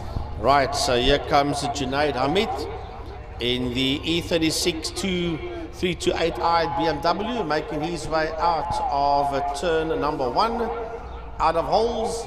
Towards us now, so where will Hamid slot in? What time will he do? Junaid Hamid, wait for the leaderboard to change. Junaid Hamid will be a 1:07.411 for Junaid Hamid. Oh, here comes now the Shiraz Azad BMW. And down the straight as he goes, I can see looks like it's some green painted rims over there as well on that particular car. And he'll then make his way now into the hose hook section. The other way around, it's usually a left-hander from the straight. It's actually interesting, Frankie. I'm used to turning my head from left to right. Turning it from right to left is just such a... it works on your neck like anti-clockwise circuits in the Formula 1 calendar. Yeah, it does. So where will he slot in? That is Shiraz Azad. And we'll have a look at his time now. Azad. And he's done a 1:13.473. Gino Norse is out there in the 5-litre Ford Mustang heading into Hoal's Hook. Yeah, it's the pair of Mustangs going to be coming out, or are out on the circuit now. Here comes the black Mustang, Mr. Masterdrive, coming out here. Gino Norse comes to the line. Pick up the time shortly over here as Eugene Herbert does it over here. Gino Norse, a 1:05.323 for him, and that is about 1.9 seconds faster than Ryan van Wyck's Honda Civic. Right, Eugene Herbst in the 5-litre Ford Mustang. He's making his way out of Quarry now, that yellow Ford Mustang of Eugene Herbst. And he's the last driver in the 8-cylinder class, naturally aspirated 2-wheel drive or 4-wheel drive category. And that is Eugene Norse. Sorry, I apologize, Eugene Herbst. And here comes Herbst. And he has done a 104.615. He's faster of the two Mustangs, 0.7 of a second between the two of them, Frankie. So it's a battle for pride between the two of them. Talking about pride, here comes Trevor Hutchings now in the 1.8 litre Sirocco. And of course, this is the class for the naturally aspirated machines. All of them 4-cylinder machines in there, mixed between 1.8 and 2 litres. It's a 1.8 VW Sirocco of Trevor Hutchings. Races that car in the main circuit, the classic car section, and does extremely well out there in his class. And here comes Trevor Hutchings to the line right now. And we'll just wait for the leaderboard to change. Paul Minak is the next man out that is on track. Trevor Hutchings, a 105.917. Well, here comes Paul Minak now. He comes right through into turn 2 Quarry Corner, but he's very committed, Frankie. I can see every corner he comes around over here. Look how committed he is, touching the apex over there on the run in there to turn 2. Comes right around now. Let's see his exit over here. How wide will he push it? Not too wide, not kicking up any dust over there as well. Paul Minak comes to the line though.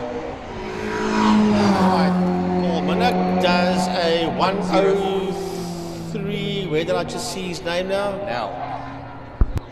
Frankie. Yes, Shane DeToy is now out on the course now at the moment. Now, I was hearing from Tiny earlier on. This is the man, of course, that went off. 103.444 for Paul Minak. This is the man who, it pitched into an oversteer. He lost the back end of the car, corrected it, and went off the circuit. And the timing belt jumped 3 degrees as well. So luckily nothing damaged. They got everything sorted. He's back out there again as well. A major hero over here for the man himself. And look at that. Shane DeToy is a 57. My goodness.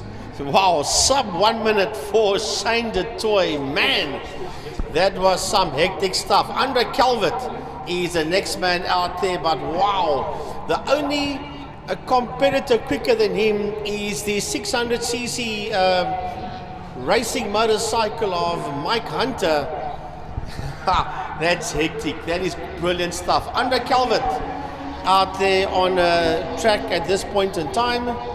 That's a former Brian Hoskins rally car there as well, Frankie, that Andre Calvert Golf. 2 litre 8 valve, yeah. Yeah, here he comes out of Hoals, making his way towards the checkered flag, and Henny Bosman is out on track as well as Calvert makes his way towards the checkered flag.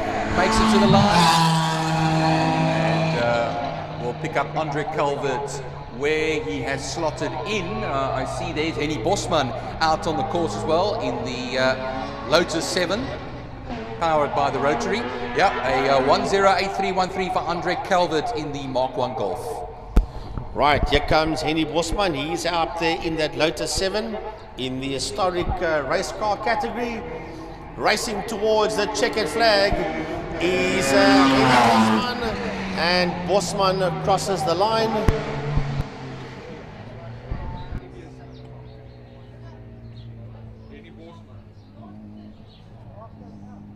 Steve Humble will be out on the course as well. I see Byron Mitchell in the Formula VW as well. He's also making himself getting ready over there as well to go out. But Steve Humble in the Opel-powered Mallet, of course, a 4-cylinder engine. Wow, Henny Bosman, 53.910. He is the fastest man out there. On 4 and 2 wheels is Henny Bosman. Yeah, let me tell you one thing. Very quick over there. Here comes Steve Humble now. Always a man in our sports and GT cars, and that now is Byron Mitchell launching off the line over there as well in the Reynard. And well, to the line comes Stephen Humble now. Watch the times. It was a 52.9. It's a 52.4 as the fastest, 1.4 seconds faster than Henny Bosman. Wow, it's going to light up now. Here we go, because the Formula VW of Byron Mitchell is out on track.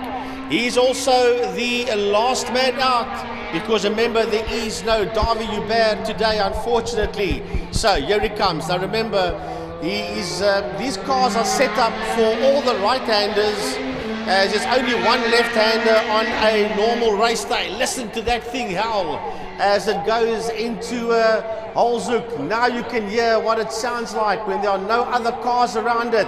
Here he comes to the line. This will be quick. This will be fast. And where does he slot in? 52.150 P1 for Byron Mitchell. Man, there was some great stuff over there. Yeah, 52.150. I'll take a look at the gaps as well between Byron Mitchell and what will be the second place man, Steve Humble. Now 0.3 of a second between the two of them. But these cars, of course, with the wings on them, they get the downforce in the corners, and they can be much quicker than the rest. So 7 competitors out there, whether you're on 2 wheels or 4 wheels, it makes no difference. 7 competitors in this 1.9 kilometer course, Byron, that are sub 1 minute.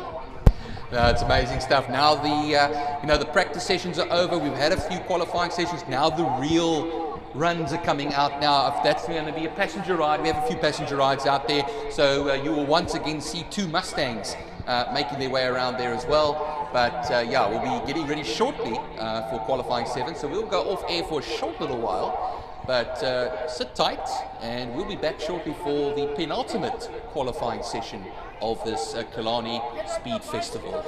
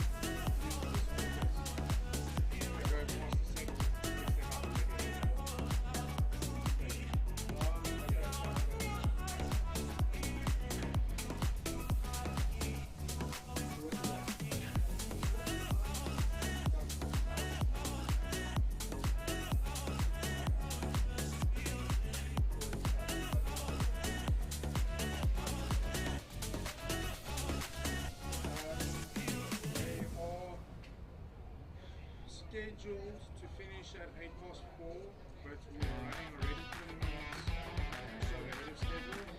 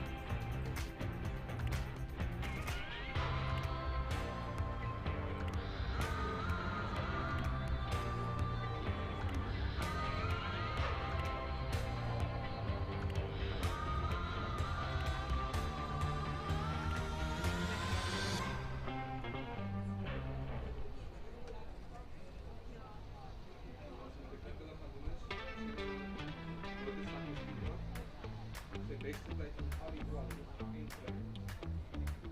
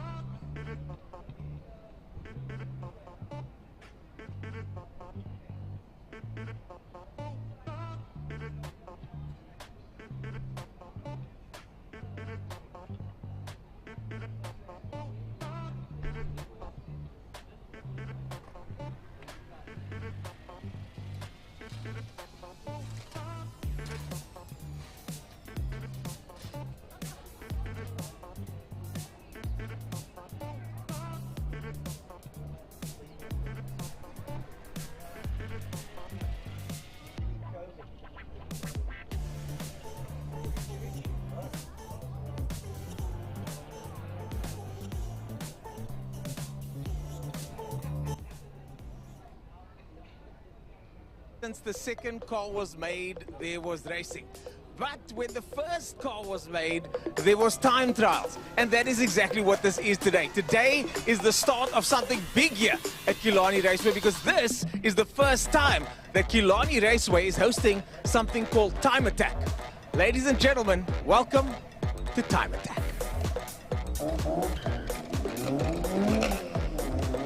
I'm here with Dexter Bruce in this incredible 1999 Impreza.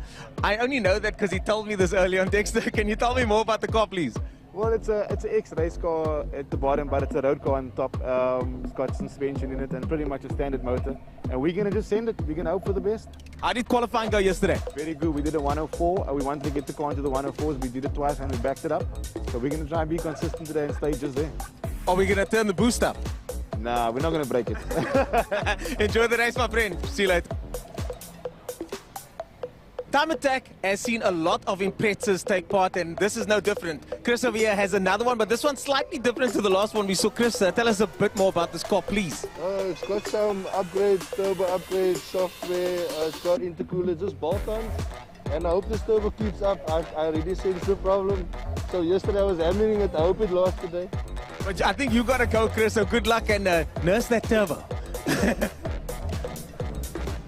Finally, I found a car that matches my top, and this is Eugene Herbert from Masterdrive, the series sponsor. Eugene, you chose the manual version today. Come on, there's nothing more exciting than driving a manual car on a racetrack. An automatic is so dull and boring. I don't care whether it's paddle shift or whatever, manual is the way to go. Eugene's from a historic racing background. How do you find the Mustang and how do you find this course? It's actually very interesting to put a car with this much power down in so short a circuit. And, you know, of course, the challenge here was going in anti-clockwise. So everything that you thought you knew about the track is now kind of mixed up. But ideally, this car is suited to the likes of Killarney or something, because we've got 350 kilowatts of power that we just can't get it all down. So I'm sure if we had longer, we could do quicker times. Well, the audience is going to like the fact that you can't get the power down. I think it's time to race, Mr. Herbert. Enjoy it.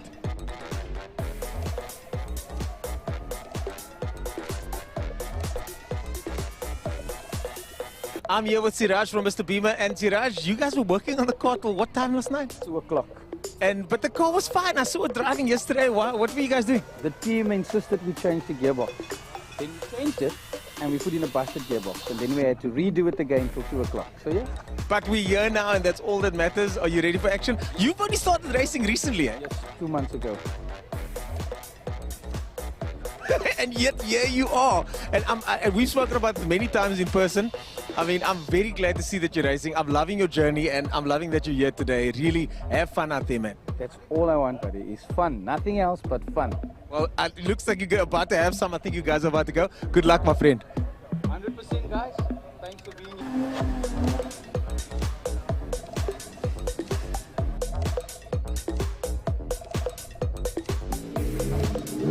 Well, that's Steve Humble over there, and it looks like he just did the fastest time, 53 seconds around the course. I'm going to see if I can chat to him and get an interview. Let's see if we can get a word with Mr. Humble. Just got confirmation, 53 seconds from his team as Steve gets out of this very special car over here. And this type of event is really suited to something like this, big downforce, lightweight. But Steve giving his team feedback now and still very much in the thick of things. And the last time we saw this car was in a big accident. It's obviously fine now. But while they get sorted there, let's see if we can get a quick word. Steve. Okay, so he's on his way. That's good news. The last time we spoke wasn't under the best circumstances. So this time slightly better circumstances as the balaclava comes off. And the fastest man here today so far walks over. Steve, the last time I was here, you almost kicked me out of the garage, but this time you got a bit of a smile on your face. Congrats on the fastest time so far. Yeah, we've got a bit more way to go. We're still a bit taily in a couple of places. We made an improvement at the front end overnight. But we got to 52s yesterday. So it might be the track, it might just be the tyres. and me not getting enough wheel spin in it. It's a difficult car to get a wheel spin out of it. It grips too much at the line. But we've adjusted a few corners, and I'm now remembering to change gear. So. Well, this car's not designed for standing starts, I would imagine. Could you tell us a bit more about this car specifically? It's a very strange looking car. There's not many of these floating around. There's a lot more, especially in the UK. Technically, there's 3 of them in South Africa, 2 of them that are built. Lou Baker has one that he assembled from plans from Malak. This one I brought in 12, 13 years ago. So this is a 74 Malak. It's nearly 50 years old, so it's nothing complicated in it. It's all old school, solid discs, live axle, 4-speed gearbox, all that sort of thing. The basics win races. That's kind of what's happening here now. What engines are under the rear over there? Oh, the engines are not. Oh, the engines are. The engines at the front. I should know this. Tell us more about that front engine single seat. Well, yeah, it is front engine. Technically, it's mid-engine because it sits alongside my leg. So it's a 2-litre Opel, basically what you'd call a Super Boss. Not a huge spec, but it still runs Weber's carburetors. It runs 48 Delautos on it. It does have a very primitive ECU to run the ignition. Other than that, it's just a well-built, solid engine. Makes about 230 brake horsepower, about 180 kilowatts. And you're hustling it around here at that speed. It looks incredibly fast from the sidelines. One last question. What does it feel like to drive this thing, head out the top? And you guys clearly fixed it since the last time you drove it. Yeah, we broke a shaft at the last race meeting, which we think was an actual hang-up from when the car got hit earlier on last year. And it let go coming out of turn 3, and we did, I think, 4 turns. What made it worse was that the wheel, when it came off, it hit the debris fencing, came back, bounced, and then hit me on the head. So we only got the shaft back Friday night at 10 o'clock. So we got all the other bits and pieces repaired, so we had no time to check anything out. We just ran as we went yesterday, and we're making small improvements as we go along. Incredible. I look forward to seeing how this car performs. It's fantastic to see something this fast at the Time Attack event. Ladies and gentlemen, this is the first ever Time Attack at Killarney Raceway. Hopefully this will be the first of many, but certainly the first of many runs today, and we'll be seeing the Malak out much, much more for the rest of today.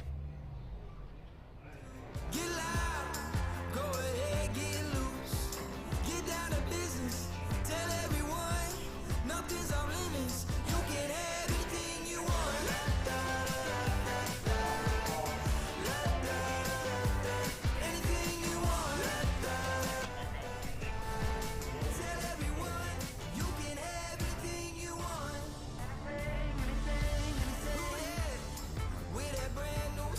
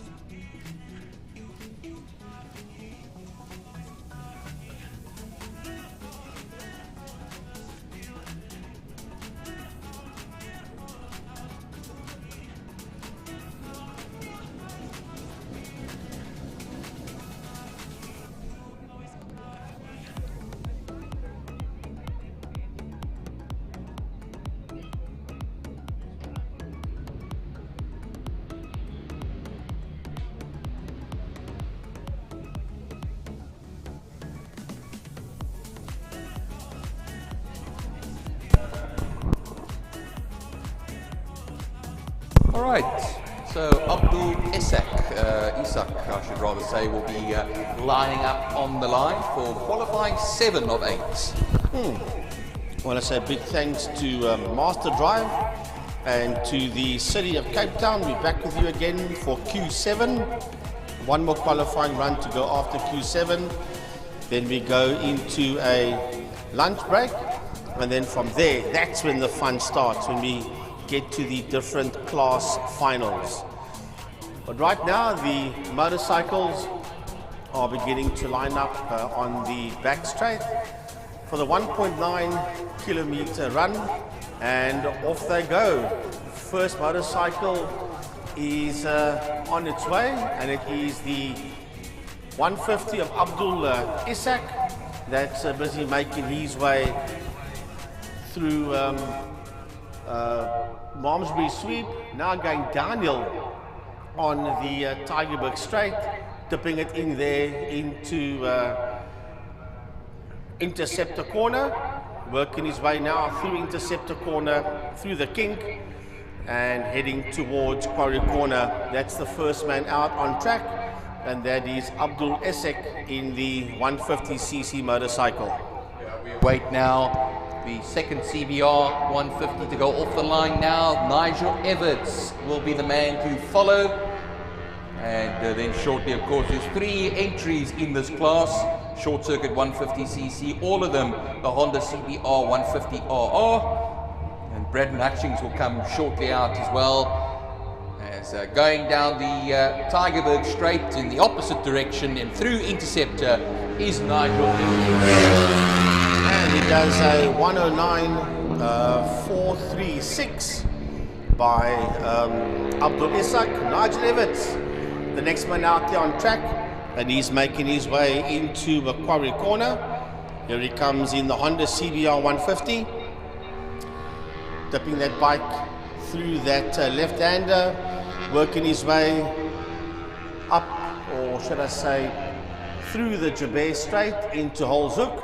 And Braden Hutchings is the next man that's out on circuit as we wait for Nigel Evans to make his way out of Hoal's Hook towards the checkered flag. Well, he comes to the checkered flag now. Nigel Evans will put in a there of a 110.477, a whole second off of Abdul Isak in first position at the moment, provisionally first position. Yeah, now comes Braden Hutchings into Quarry Corner, turn 2, and onto the Joubert Straight he will then run. Sean Klein is usually the man that will come out next. I think he's just gone on there now in the motard class. You could basically call it the short circuit class. He's not on a motard, of course, that's on a KTM RC there. And he'll be making his way around. Here comes Braden Hutchings now. Whoa, onto the dirt for Braden Hutchings, going a little bit off-roading over there as well. He will come to the line. He will still be faster. A 1:7.948 is his fastest he's put in the entire weekend. And he went onto the dirt ever so slightly over there. Very lucky young man not to put that Honda CBR 150 onto the deck, as Sean Klein makes his way out onto the circuit. Sean Klein on the RC KTM, that's a 390 KTM, being ridden there by Sean Klein as he makes his way out of Quarry Corner and out of Hoal's Hook, working his way down the main straight towards the checkered flag, and Sean Klein does a 1:06.806 as Mitch Robinson now out on track. Yeah, remember these two now, Sean Klein, Mitch Robinson, are in the 390cc and short circuit motorcycles class. And while Sean Klein got that 1:06.806, yeah, now comes Mitch Robinson. Nicholas Hutchings just launches through the timing section now. Remember, they get off the line and then they go through a timing beam, and that starts their run. So they get a rolling start into the timing beam. And while Nicholas Hutchings also on the KTM as well, like Sean Klein. Here comes Mitch Robinson now to the line. And we'll go top spot with a 1:04.389, 2.4 seconds faster than Sean Klein. You see 1:04.389 once again, they're not showing what we thought. Nicholas Hutchings, third of the class out there as well. So we had Robertson, who's on the Kawasaki Ninja. Hutchings will come through now and complete his run.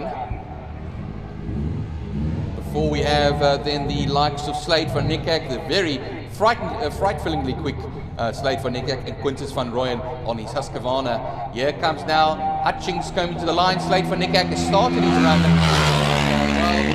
Hutchings, no surprise over there, a 1 minute 3:75 for him, 4 seconds faster than Mitch Robinson over there as well. So that means that he tops the class at the moment. Braden Hutchings rather is the 150 class top man at the moment. Here comes Slade van Niekerk now, the triple wand Yamaha R3. The son of Willie van Niekerk, a man who's been many times around this Killarney circuit. Of course, Willie van Niekerk, also the uncle of Aaron van Niekerk as well. Comes across the line, Slade van Niekerk, a 57.955 for him, 2.4 seconds faster than Nicholas Hutchings, and leads overall and the class. Quintus van Rooyen, out of the last of the riders in the 390 and short circuit section on the Husqvarna, the 450 single cylinder bike. The Mitch Robinson, of course, the Kawasaki and the Yamaha of Slade van Niekerk, both dual cylinder bikes. We had a mixture between the dual and single cylinders. Quintus van Rooyen, David Carr on the street bike as well now comes out, and he's on the Suzuki 750. I remind you again that that is the largest engine as far as the bikes are concerned in today's event. Nothing larger than that. So the Slade van Niekerk, we had Slade van Niekerk, we have now third place overall and in class 102.295 for Quintus van Rooyen. Right, that was Van Rooyen. So we now move on with David Carr.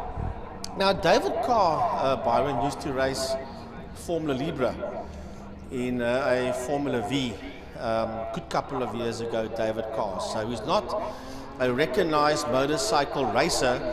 He's actually a single-seater racer, so that is him out there on his road bike heading into Hoal. So you'll see there is no lean angle, there's no knees out, because he's not a recognized motorcycle racer, but still having a lot of fun out here on his road bike. He's not quite David Bike yet, if you ask me. So yeah, a little bit of cheese coming out there for you on this Sunday morning. Wayne Orense is out there too now. So 108.542 for David Carr. Yeah, Wayne Orense and David Carr doing actually a magnificent job still. 108.542, as Frankie pointed out. That is 0.8 of a second faster than Abdul Isak. Of course, remember, that is against the 150cc bikes.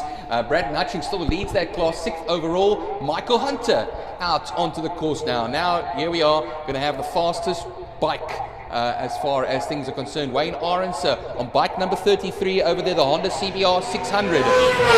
The line now and goes third fastest, and the fastest superbike class rider overall. He's a 600, of course, not a 1000, and that's a 101.832. Wait now for Michael Hunter, who comes now into Quarry Corner, turn 2 on the usual main circuit, and now he'll gun it onto the Joubert Straight. Like Byron said, a 101.832 for Wayne Orense. And now this is going to be quick.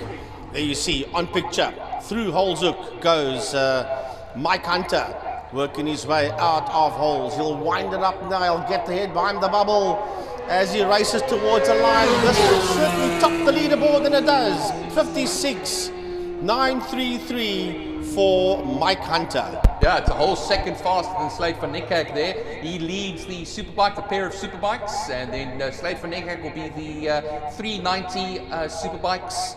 The 390 and short circuit motorcycles leader as well. Then we have a little further down Braden Hutchings, the 150cc leader at this time, and the street bike man of David Carr, the only street class runner in this particular event. All 11 bikes have now set their penultimate qualifying times. We have Raymond Hearn coming out there in the four-cylinder cars, forced induction, and he's in the Scooby, the Subaru WRX.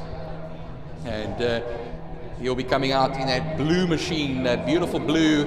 We wait also as well, his counterpart, you could say, Dexter Bruce, will make his way out fairly shortly over here as well. There comes the Raymond Hearn down the Joubert Straight right now towards the right-hander, the last turn, which is usually turn 1 on the main circuit. Now the last turn. I know I'm sounding a bit like a broken record over there, but we always have to remind you and ourselves which way this course is being run.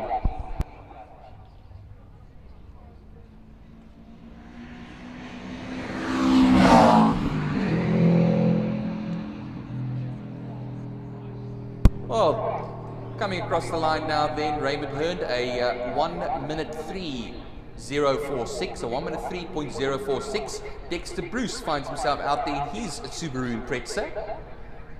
Here he comes now. Much tighter line through the second turn, Quarry Corner, than his Subaru counterpart, Raymond Hearn. And then he will make his way to the line now. Will shortly, surely have that mighty McGann out into the course. And as I said, car number 3 of Stuart Jameson in the Renault Megane. Now this is the best of front-wheel drive versus four-wheel drive. And, coming across the line there as well now is the Dexter Bruce Subaru, and he is 0.4 of a second off of Raymond Hearn. So those are the two Subarus that come across. And then we'll have Julius Chisholm soon.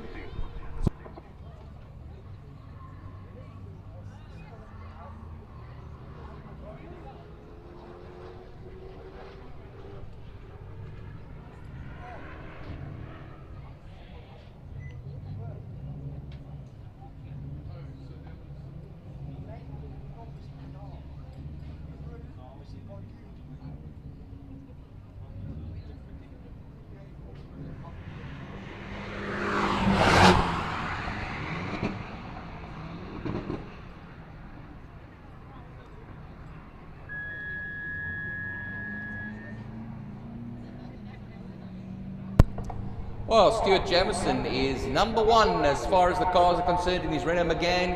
He takes top spot by 0.2 of a second over Raymond Hearn, who now goes into second position. Dexter Bruce in third position in class, 8th overall though, so Stuart Jameson is 6th overall. Julius Chisholm in the Scooby is coming around now to complete his run in car number 4, that silver Subaru. Remember, this is still the 4-cylinder turbo or supercharged cars of 4 and 2 and 4-wheel drive. Duncan Jeftas in his Mark II supercharged turbocharged Golf finds himself out there as well, and Julius Chisholm makes his way into 4th position in the cars, 9th overall with a time of 1 minute 4.385. Right, so Duncan Jeftas is the next man out there on track in the Mark II Golf. And he's busy making his way now through Quarry Corner. And that is a 2-litre motor in that Golf there of Duncan Jeftas. 2-litre VW Mark II Golf. Making his way up the Joubert Straight into Hoal's Hook. Working out of Hoal's Hook is Duncan Jeftas. Lovely yellow colour Golf, a canary colour yellow, as he makes his way towards the finish line, as Ryan van Wyk is out on the circuit as well, and Jeftas does a 1:13.821. Yeah, Ryan van Wyk in the Honda Civic, the only Honda Civic that has been out today. Albert Hintenhuis was also out yesterday in his Honda Civic, and he's missed now the 3rd qualifying session in a row. Now Billy Brink also makes his way out on the circuit. Now we start with the 5 cylinders and up forced induction machines, and then he's in the 86, the Toyota 86. Let's see over here now, as 14 minutes of this qualifying session have elapsed. Coming to the line then now as well. That will be the Honda coming right through of Ryan van Wyk. I'll pick up the time for you for Ryan van Wyk. And Ryan van Wyk is 1 minute 7:935. And he's really mixing it there between the biking times. But now, of course, the man coming around here is Billy Brink with his Toyota 86. Now Billy Brink working his way out of Holshoek and coming down towards us. Billy in the Toyota 86 3-litre machine is this Toyota of Billy Brink, and Billy goes third overall with a 59.2, I think it was, as the timing screen just changed over there. I'll let you know now if it is a 59.2. Seriously quick sixer over there, I'll tell you that much. 59.200. Yeah, so we again will have Mullion. Here comes Chris Mullion. Ooh, has a little bit of a wiggle into the Quarry Corner turn 2 over there as well, but keeps it going down the Joubert Straight over here. Now, going to come into the last turn in that 4-wheel drive Audi Avant. It's a supercharged 3-litre engine in that particular motor car. Yeah, it's a lovely motor car. Here it comes towards us. And that is the S4 Audi. Here he comes towards the line now.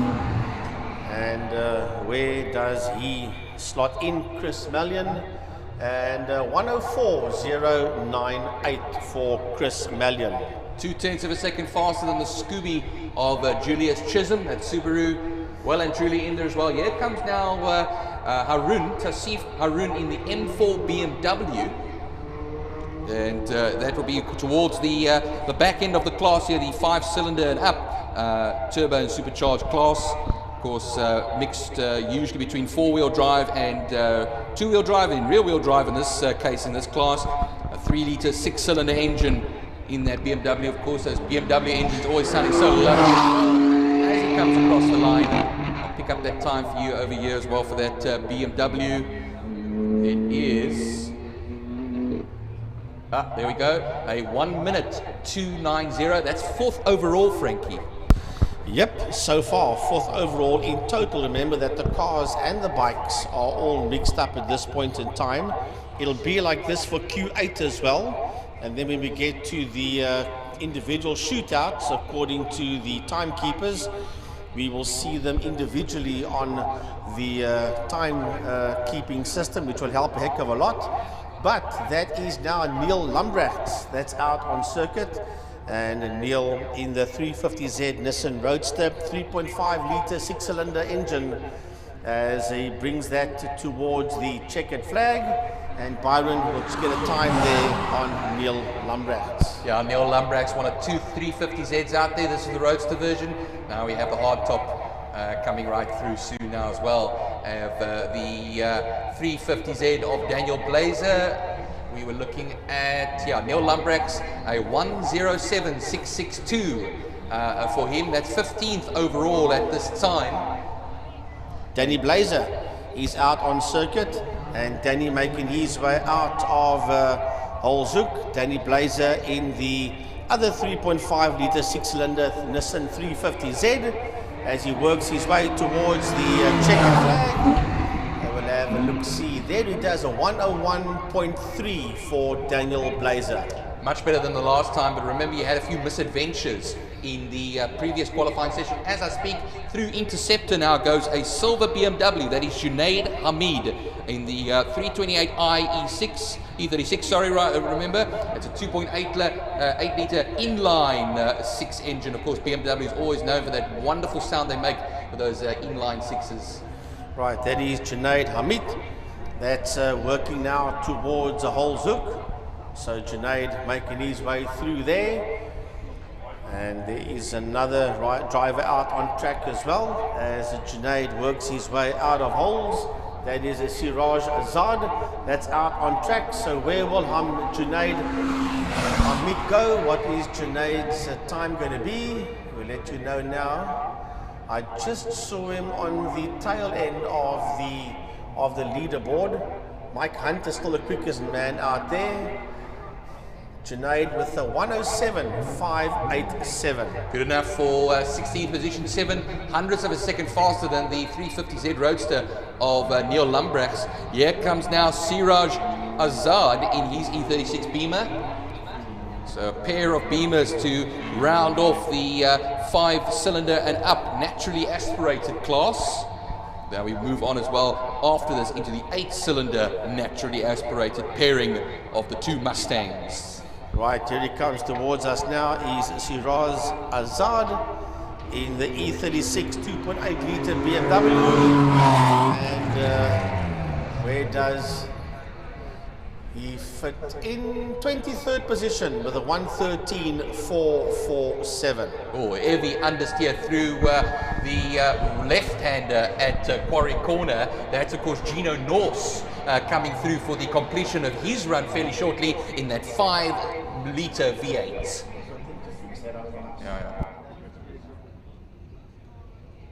Eugene Herbert will also be out there as well in his yellow Mustang. Right, Gino Norse coming towards the checkered flag, and we'll see where Gino fits in. 15th position overall with a 1:05.331, and the last car out there in the 8-cylinder naturally aspirated 2 or 4-wheel drive. That's the other V8 5-litre Ford Mustang, that yellow Ford Mustang that is heading along the Joubert Straight towards Hoal, and that is Eugene Herbst. Well, Trevor Hutchings has come out now, Frankie, in the VW Sirocco, Mark 1 Sirocco, that one as well.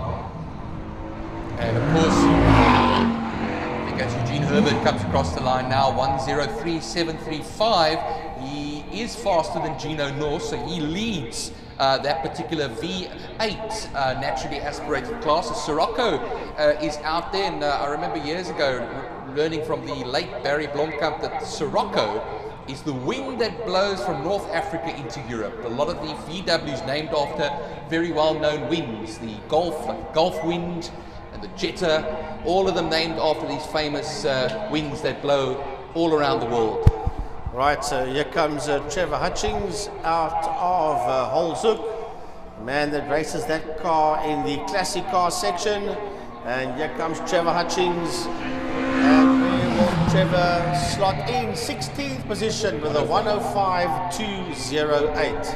Well, Shane DeToy out on the circuit, Hero on the circuit, and Hero in the workshop as well, I can tell you that much. He's back out there, that's perseverance, that's now real grit and determination, and you'll find him on the circuit now. And look at what he did the previous session as well, really playing around up there in the top 5.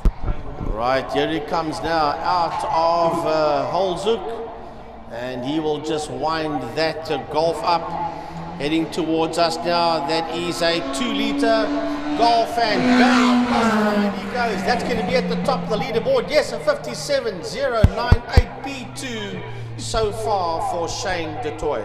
No, it's a brilliant stuff over here.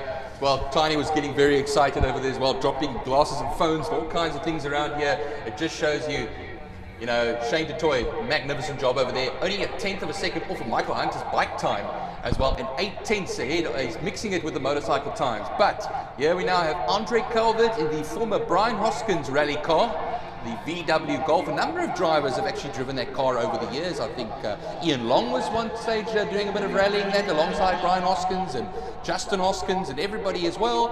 So it's good to see that car taking part over here as well. 2-litre 8-valve engine. Yeah, here he comes out of Holzoek, a man that Andre Calvert, superbike racer of note here at Killarney International Racing. Andre Calvert, as Andre takes the checkered flag, and we'll see where he slots in. He's not in the top 15, that I can tell you right now. Andre Calvert is in 24th position with a 1:08.173. Paul Minak, hey, mighty Minak, I can tell you that much. He also comes around here now, has been committed down the Joubert Straight. He'll then run into Holzoek for this qualifying 7 run of his. We come into the back end of qualifying 7. One more qualifying session to follow after this before the real stuff happens after lunch. To the line, Paul Minak. Watch him as he comes around now as well. And Paul Minak, a 1:03.509, 12th position overall, and only 4/10 off of Raymond Hearn's Subaru. Well, I think he could have gone a lot quicker. I was watching him come out of Hoal's hook, and he had a lovely line coming out of Hoal's. Then he decided to move to what would be the inside of the circuit. Then he moved back to the outside line again, and that double movement will certainly cost you at least maybe a few tenths of a second, if not a full second. Probably not a full second, but yeah, so he could have gone, I think, slightly quicker if he never had all that unnecessary movement. Yeah, you've got to watch out for those wiggles and wobbles out on the circuit. It shows you how committed these guys are as well, and it's not easy out there, I can tell you that much. But Henny Bosman in the Lotus 7, the capacity of their car 1.4 litres, 1400 cc. It's a rotary engine, a Wankel engine, famously always built by Mazda. And across the line, we'll then run Henny Bosman, a 1 minute 1:32, 5th position for car number 90. And then we wait now for the likes of Steve Humble to make his way out. Unfortunately, no Darby Joubert today. He would have been in the GT cars, 4 cylinders and over. He was in the Ferrari V8 powered Lotus Exige. He's unfortunately blew a turbo on that car. He will not be taking any part in today's proceedings. He was frightfully quick yesterday, and that's kind of left the door open to a few new prospects as far as things are concerned. But I'll see now. I don't see Steve Humble coming out yet. Some of the cars returning to the pits. Paul Minak returning to his garage. Henny Bosman will be doing the same. Patrick from Mark actually sent me a lovely history of Henny Bosman, who started, you know, with martial arts in 1965, and it's always great to see a guy, such a decorated man, you know, appreciate his motorsport, a real petrol head, Henny Bosman, and races when he can.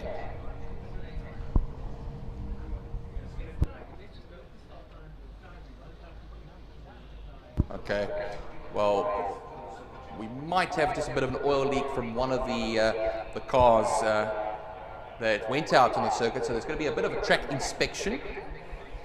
Hopefully the oil leak is not a terminal issue for the entrance. I heard it's probably one of the Subarus that has an oil leak, and there is 3 of them that are running out there, I should rather say. So fingers crossed that they'll be able to make their way out in qualifying 8 and for the big prize runs after lunch.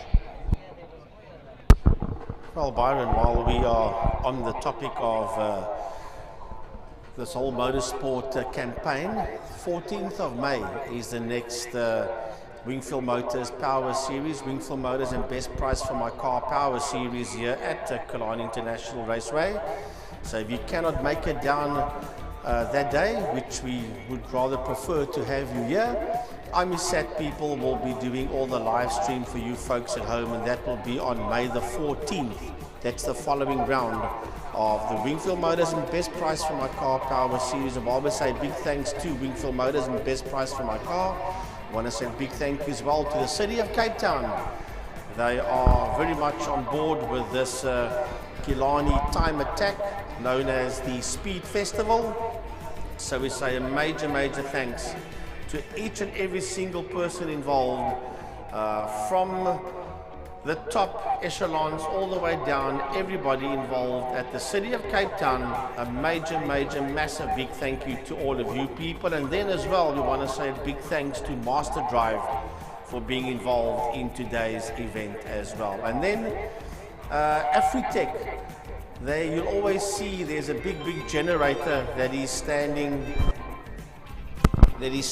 on or in the pit area.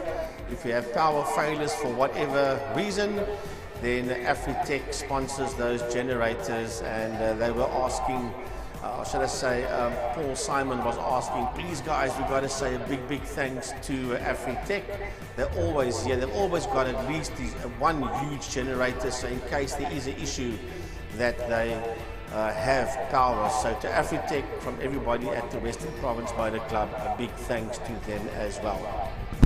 Yeah, we also have just a mention of the next Witzenberg Motor Club's Gymkhana, which is for the 7th of May. Of course, that will be the weekend before our next Power Series event, and so 2 weekends to mark on the calendar over there, definitely. So lots of motorsport coming ahead, as well as Frankie mentioned on the 14th, the Power Series, and then as I mentioned now on the 7th, the Witzenberg Motor Club Gymkhana Series. We had a few guys over here today, and few were on the entry list to partake in the event. Gunther Appelgrein in his Spider-Man Mark 1 Golf was due to partake in the event, but unfortunately broke the left front wheel on that particular motor car and could not take any further part in the event.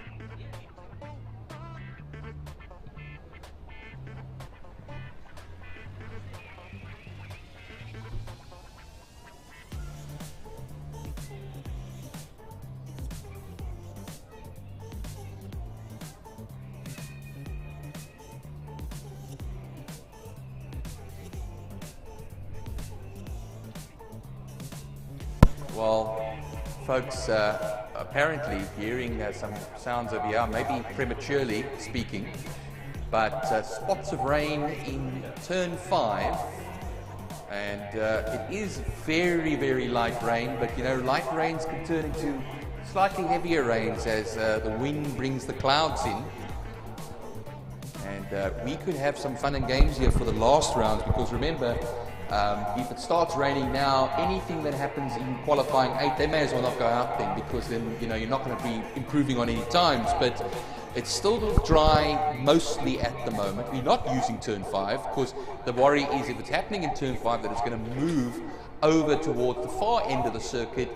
And like I say, the far end of the circuit, I say turns 4, turn 3, 2 and 1, which are the turns we are currently using at the moment. But like I say, if the rain comes, and now the qualifying session is going to be basically null and void over here, and then it will be all down to the finals, and then we could have some fun and games over here as well. Well, I'm having a look out the window at the clouds. They are moving very slowly, but they're moving in a southeasterly direction. In other words, they're heading towards Tableview, Bloberg, and out towards Robben Island side. And if you look to the south end of the circuit there, where the rain was, the few drops was there, it's pretty much open and clear there. So I'm not too sure where those spots of rain came from, but I can almost guarantee you that it's not going to cause a problem out there at all. I think, Frankie, as well, the thing to note with these clouds coming over like this and the cool wind coming here, the track temperature will drop as well. Remember, there's currently no activity on the circuit at the moment, so getting those tyres up to temperature. We had that yesterday with a lot of guys on cold tyres. Only have a handful of guys over here with the tyre warmers. Many of them using the semi-sticks. Only a handful of the road cars using the a proper road tyre with full-on tread. So that will be particularly interesting over here. So they'll be watching this. Remember, this last qualifying session with this kind of weather and temperature coming will probably be the least effective of the qualifying sessions, and you could say that all the big stuff has happened. I feel a cool breeze coming through the window here. So we'll find out now soon. The qualifying 8 is slated to begin shortly. We do have a short break.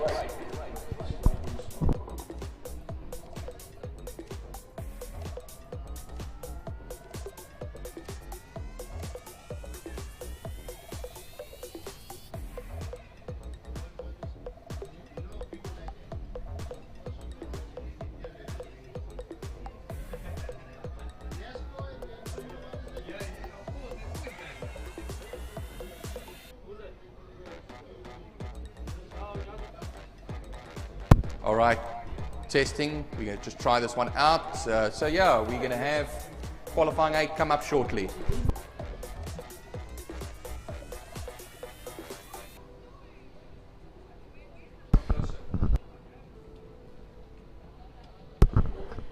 Right, we're going to do another test to see if the speaker system out there in turn 4 is better now.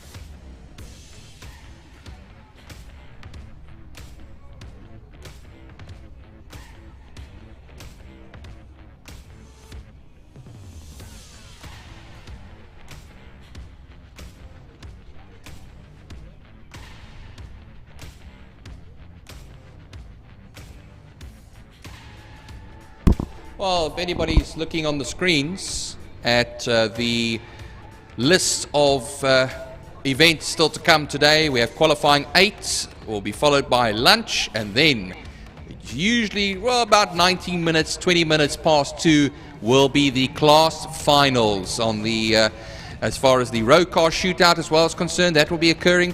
Motorcycle shootout, modified saloons, their shootout, and the sports car, which will include the historic sports cars. I'm reading out as is over here on the screen. And then coming just before 4 o'clock, the fastest time of the day. How much faster can they go? Well, if the weather is anything to say about it, not very much, I can tell you that much.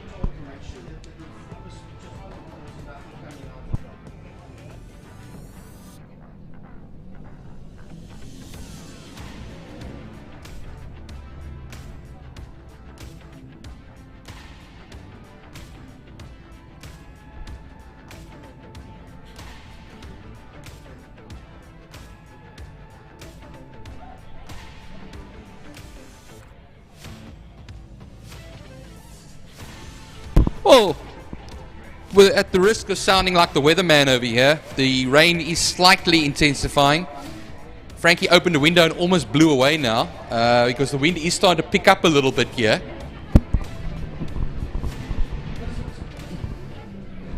Well, the first bike has gone off though.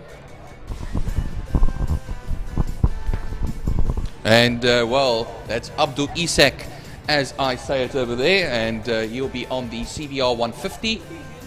One of 3 CBR 150s over there on the line.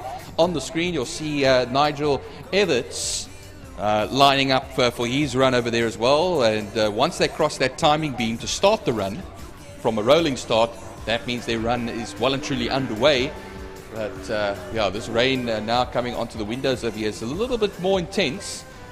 It's not something to get too worried about quite yet, but well, we'll see about that. So Abdul Isak, CBR 150, all single-cylinder motorcycles in this first section over here.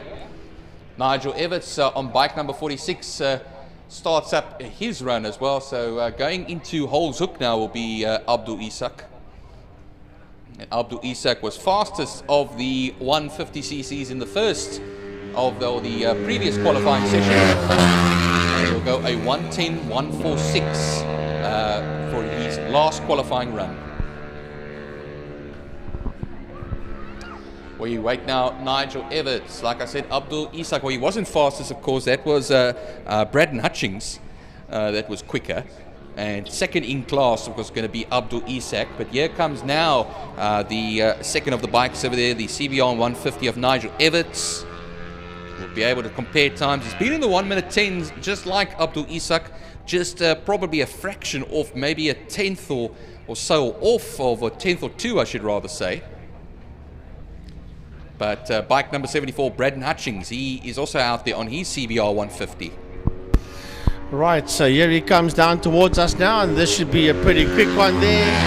And Everts does a 1:12.947, so still slower than what Abdul Isak is. So Braden Hutchings is the next rider out on track. I still don't believe, Byron, that these drops of rain on the windows are going to cause any problems at all. Well, Frankie, I'm going to say to you, it's not burst into tears quite yet over here. I think it's still just a little bit of rain on the windows and everything like that. This could pass. The wind could play a factor over here as well. Nigel Evans comes across the line, or he was across the line. Of course, Braden Hutchings comes across the line now to 1 minute 8.485, and that's 1.6 seconds faster than Abdul Isak. Sean Klein is currently on the circuit at the moment, on the course, on the KTM rather. Yeah, here comes Sean Klein making his way along the Joubert Straight towards turn number 1, which is the last corner for today, and that is out of Hoal's Hook. So Sean Klein making his way out of Hoal's, heading towards us as Mitch Robinson is out on circuit as well. And here comes Sean Klein across the line. That will probably be the quickest time so far. Yes, it is, with a 1:06.931. 1.5 seconds faster than Braden Hutchings at the moment. He takes top spot overall. Of course, remember, this is the next to the motorcycle classes, a 390 and short circuit motorcycles. Yeah, now comes Mitch Robinson. And Mitch Robinson comes around on the Kawasaki Ninja. So overall, there are 5 entrants in the 390 and short circuit motorcycles class, mixed between single and twin cylinder machines. Sean Klein in the single cylinder 390, and now Mitch Robinson on the first dual cylinder machine, the Kawasaki Ninja. And Mitch comes to the line and he tops the leaderboard with a 1:04.383. Nicholas Hutchings, he's making his way through the kink. And he worked his way out of Interceptor Corner through the kink, and now he's making his way out of Quarry Corner. There you see him out of the hairpin left-hander, working along the Joubert Straight into the hairpin right-hander now. That is Hoal's Hook.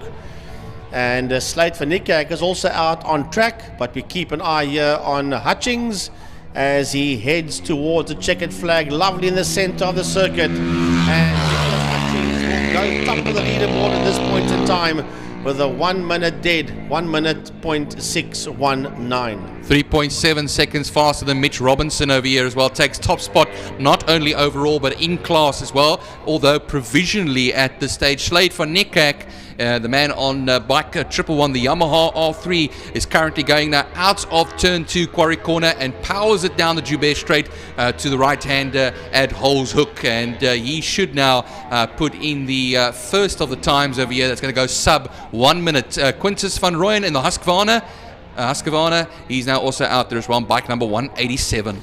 Right, here he comes. This is going to be a sub 1 minute. I'm almost about it, and it is. It's a 58.586, and he tops the leaderboard, does Slade van Niekerk. Now, that 111 motorcycle is his dad, Willie van Niekerk's motorcycle that Slade is on. Oh, it runs quite a bit there, the van Niekerk's. Of course, Aaron van Niekerk, that's his uncle as well. Remember Aaron van Niekerk from a number of years ago? Well, he was out there many times as well on the bikes through the years. Here comes the motard now. That is Quintus van Rooyen on the Husqvarna. That will make his way now to the line over here, and Quintus van Rooyen, that is amongst the motorcycles. So a good mixture of motorcycles over here. Single cylinder 450 running, of course, on that Husqvarna. Wayne Arendse out onto the circuit as well in the first of the 600cc superbike class. So Quintus van Rooyen doing a magnificent job on that machine. A 1 minute 01.975, third overall and third in class as well. Right, here comes Wayne Arendse, and Wayne is in the superbikes. That's the 600 cc's and thousands. Of course, no 1000 cc's today. And that is, if my facts are right, Emil was telling us earlier on that is the old main circuit motorcycle, the 600 cc of Wayne Arendse that he raced a couple of seasons ago. So here he comes out of Hoal's Hook. A lovely straight line out of Hoal's, winds it up towards the checkered flag. And Wayne Arendse goes P4 with a 103.466. Michael Hunter is the next man out on track, and he's making his way towards Quarry Corner. Yeah, Michael Hunter, this is the man to watch now, as always. Look at that, coming through Quarry Corner, turn 2 on the main circuit. If you can see it on the screens, it's magnificent. He's going to be putting in, most likely, the fastest time. I don't want to speak too soon, though. He comes through into the Hoal's Hook section, and that green and white Kawasaki will power it to the line. The ZX6R 4-cylinder, one of the 3 4-cylinder bikes over here, and he will go top of the pile over here, top of the heap with a 57.088. Right, that was Mike Hunter, and that will conclude the motorcycles. We'll now move on to the car category, and before we get on to the car category, remember that during the luncheon interval there will be a 35-piece band, the jazz band that will be playing for the people that are around the circuit here. Behind the clubhouse for a whole hour long during the entire lunch interval, and a big thanks to them. So we have got now Raymond Hearn out on the circuit.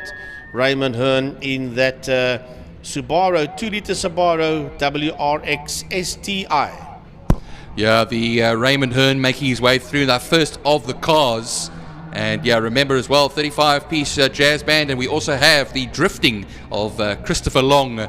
He's brought both his Supra and his Aurus here, so he should be having some fun during the lunch break. But Raymond Hearn comes around. Dexter Bruce has started his run as well, so we have a pair of Scoobies on the course at this time, but it will be one for now because Raymond Hearn, I should rather say, comes to complete his run, and Raymond Hearn puts in a 1:03.111. That's 5th overall between cars and bikes with a 1:03.111. So Dexter Bruce out there in the other Subaru. That's his Subaru Impreza of Dexter Bruce. That's a 2-litre Subaru Impreza. Yep, Subarus with the flat 4 Boxer. Oh, and talking about boxing and boxers, he just goes off the circuit very briefly over there, kicking out some dust over there, going a bit too wide out of the turn 2 Quarry Corner. He holds it though and will run it to the line. So a bit of a scruffy one there, unfortunately, from Dexter Bruce. Right, Stuart Jameson is the next man out on circuit, and Dexter Bruce in P7 with a 1:03.980 as we wait for Stewart Jameson to make his way out on the circuit. As a matter of fact, he's out there already with that Renault Megane, and he's heading through Quarry Corner. Just looking at this one, Frankie, as well, that's cost Dexter Bruce, and he's 8/10 off of Raymond Hearn. So the 2 Subarus having gone out, there's still another one to go as well.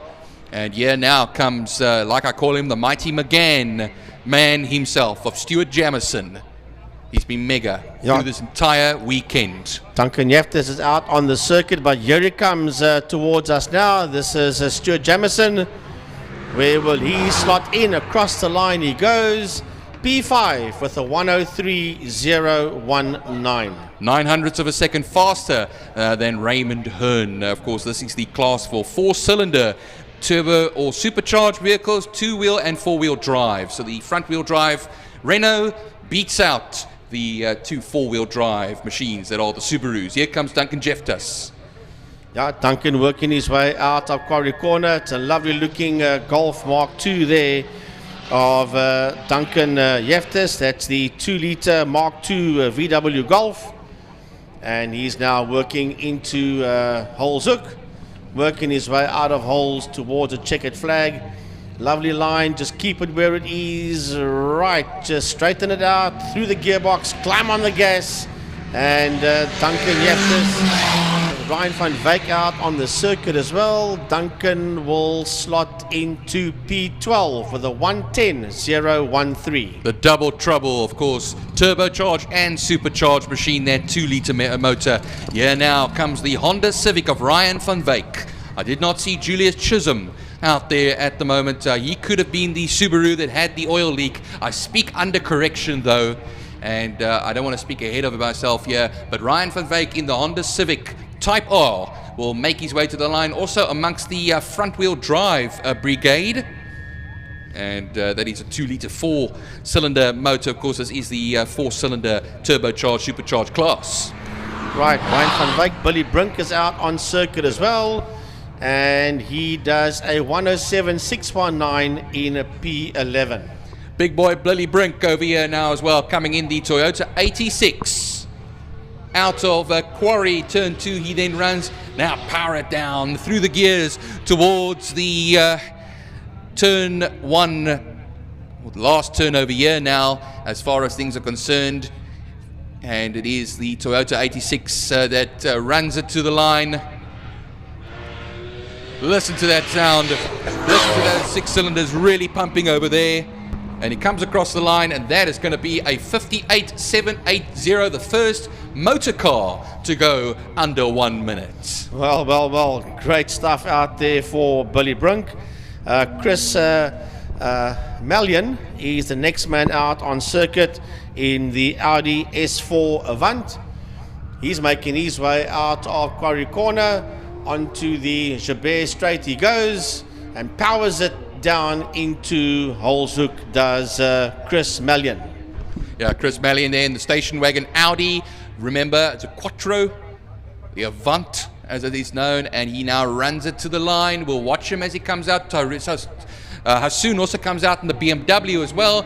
Watch out though, as Mallion goes a 1:02.805. He is 6th position at the moment, and I speak under correction, he's 2nd at the moment in the cars. Correct, you are 100% correct for Chris Mallion. So the next man out there is Yusuf Harun, that is out there on the track right now in his BMW, and that is the BMW M4 3-litre BMW M4 of Yusuf Harun. Well, Harun comes around in that M4 BMW. Watch him as he comes out over here, just touches slightly the edge of the circuit, runs it down to the line, and we'll get for you right now. 4th position, a 59.933. Now he's starting to haul these out of the bag, Frankie. Yeah, I think by now you are getting used to, you are now in qualifying 8. In 2 days you've had 7 qualifying sessions already. You're now in the 8th and final qualifying, so you should by now get the feeling of the circuit. But Neil Lambrecht is out there with the Nissan 350Z Roadster with a 3.5-litre 6-cylinder engine, and he is working along the Joubert Straight towards Holzhoek. Is Neil Lambrecht. Yeah, Lambrecht comes around, of course, a pair of 350Zs. This is the Roadster, and of course the 3.5-litre 6-cylinder machine. There goes Daniel Blazer now. Look, he blazes out of the starting blocks over there as well, just to put it in there. And of course, Neil Lambrecht's a 1:07.762. 15th position he currently lies, and that's a 10th of a second off of Ryan van Wyk's Honda. Yeah, so Danny Blazer working his way out of Quarry Corner. Once again, kicking up the dirt and the dust on the exit of Quarry is Danny Blazer, as he heads now towards turn number 1, as we call it. That is a Holzhoek. Out of holes, he'll wind it up now. He mustn't drift it, he must hold it very nicely. Touches the dirt again, uses the whole track and a touch more. Daniel Blazer towards the line. And we'll have a look, see where he slots in. Daniel P6, Daniel Blazer with a 1:01.636. That's good enough for 6th spot at the moment, and that will put him I think, fourth actually amongst the cars at the moment. And remember, he currently is in the over 5-cylinder naturally aspirated section, to be followed by Junaid Hamid, who's currently on the course at the moment in the 328i BMW, going down the Joubert Straight now. Yeah, he's working towards Hoal's Hook. Is Junaid Hamid with a 328i E36, a 2.8 litre BMW. Out of Holes, uses the track and a touch more. Stay exactly where you are. Work it through the gearbox, hit the checkered flag. And where does he pop in? 15th. In P15 with a 107.032. Yeah, you'll basically be, you can say, third position in class as well. The naturally aspirated between 5 and 6 cylinder cars. Shiraz Azad will be also out there. These are all the road cars now. We'll be moving on in the program shortly to some of the competition cars, the modified saloons and historic race cars and so on. Here comes the Beamer. Yeah, he's busy working his way now onto the Joubert Straight, and that is Shiraz Azad in the 2.8 litre BMW E36, making his way now through Holzoek. And as he exits Holzoek, we'll have a look-see where he pops in, as onto the circuit now is Gino Norse. Well, here comes Shiraz Azad. 3 green wheels on my wagon. I see he's painted 3 of them green. One is the silver, and he comes across the line there as well. He was usually putting in about 1:15, so I'll give you a time shortly for him. And Shiraz Azad, a 1:14.191 for him, which is 1.2 seconds off of the next time, of course, in 21st. So that's 22nd position. At the moment, we got now the pair of Mustangs out onto the course. You can hear them actually as well, and that of course will be the Norse and Herbert. Yeah, those are those Mustangs out there, and hitting the line now, that is Gino Norse. And we'll see 14th position for Gino with a 104.762. Well, there's a inter-Mustang battle going on between him and Eugene Herbert as well. Eugene Herbert over the last few sessions has been the quicker of the 2 Mustangs. Here he comes now out of turn 2, Quarry Corner, down the Joubert Straight in that yellow Mustang. And of course these are the only pair of 8-cylinder naturally aspirated road cars. And of course, between 2 and 4-wheel drive is the class, but there's only 2-wheel drive cars out there. The only rear-wheel drive cars, no 4-wheel drivers.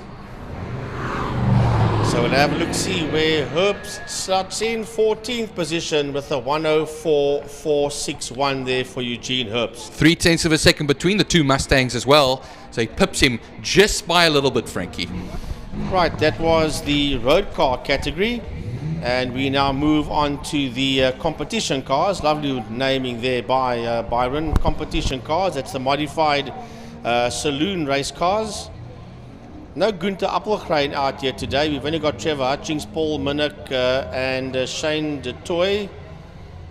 So it is, we'll have a look-see, it is Hutchings that's out on the track, making his way down towards the checkered flag. And Paul Minak is out on circuit as well. And where does Hutchings fit in? 16th position, Frankie, a 105.497. And that's good enough for 16th position at the present moment. Right, so Paul Minak is busy making his way out of Quarry Corner, Paul, as he nails that golf along the Joubert Straight towards Holzoek. And we'll have a look and see now. Under Calvert's also out on track as well, but it's Paul Minak, the man that we're focusing on at this point in time, that exits Holes, running towards the checkered flag. Once again, he is moving around, and that is going to cost him dearly on the time attack sheets. So Paul Minak will certainly be in that top 15 somewhere.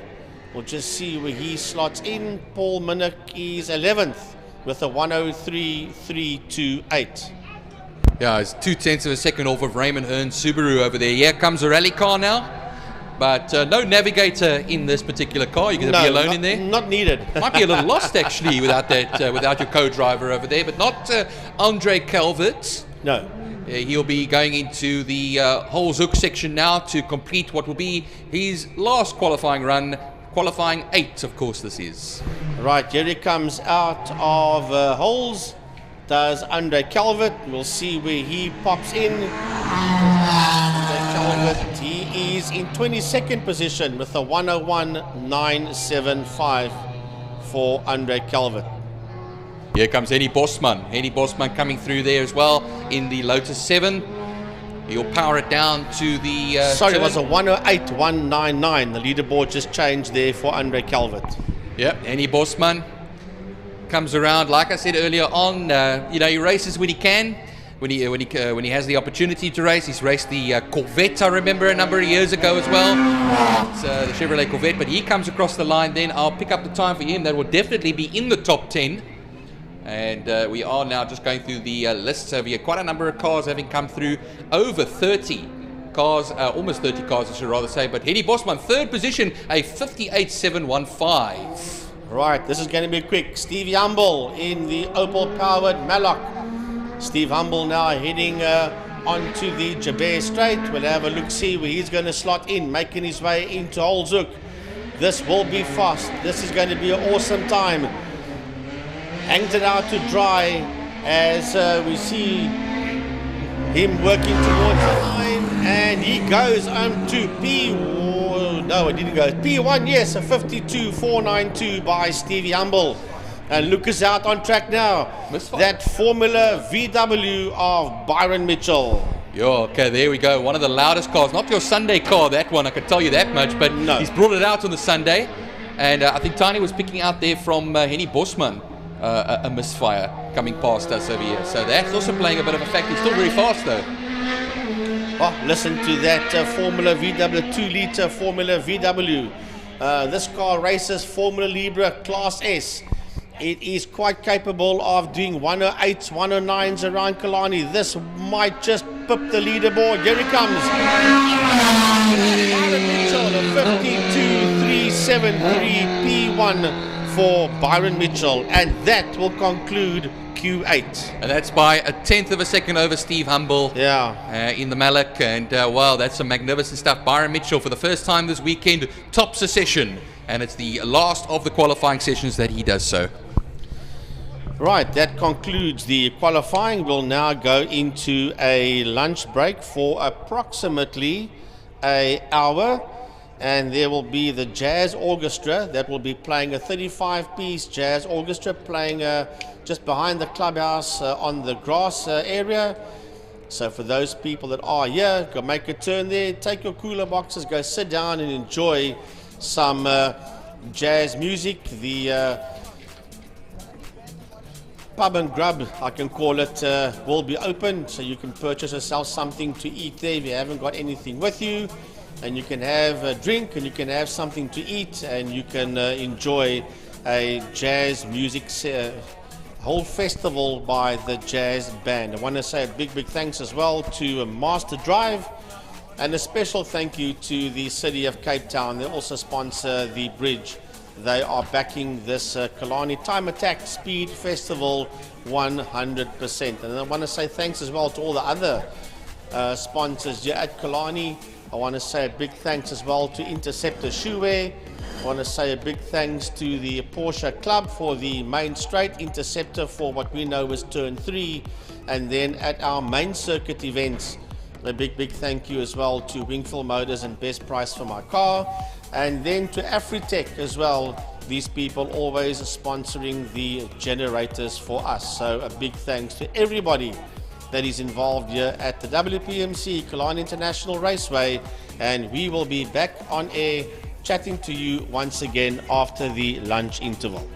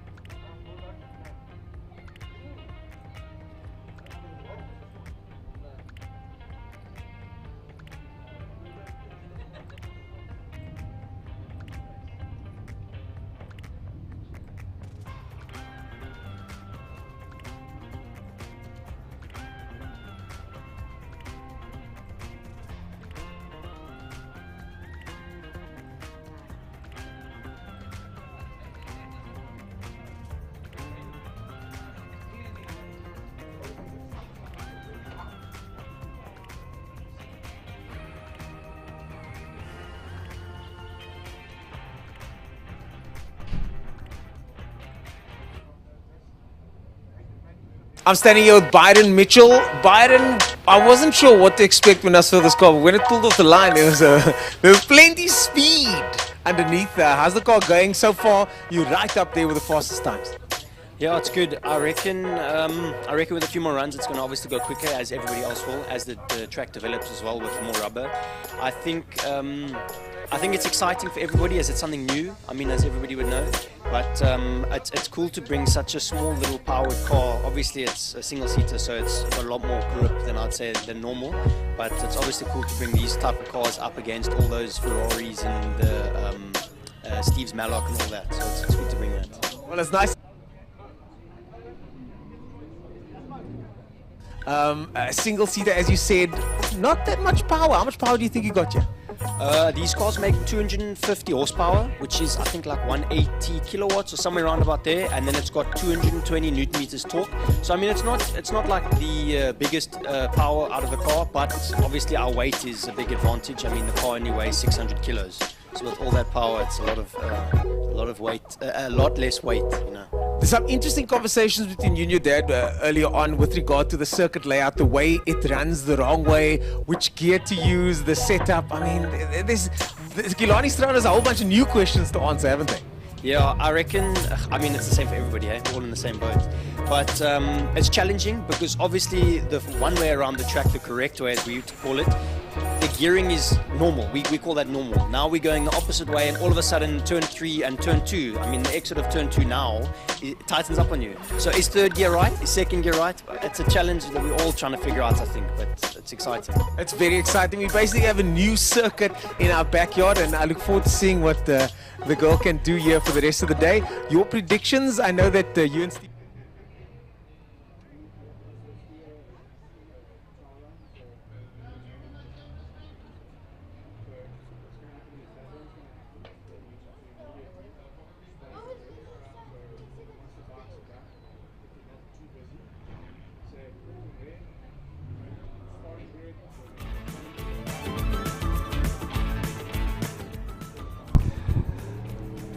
Well, folks, we are in the lunchtime period now. You'll see on the circuit at the moment, it's well, I'm sure it's Chris Long and somebody else. I'm sure he's not a clone of himself in those cars, because we got two cars out there. We got the Supra and the Aurus, the V8 Aurus, as I heard, because that's a Mustang motor in that particular Aurus. But I know it's going to be quite nice and loud now. I've been asked to send a birthday greeting out to Jacques Barnard.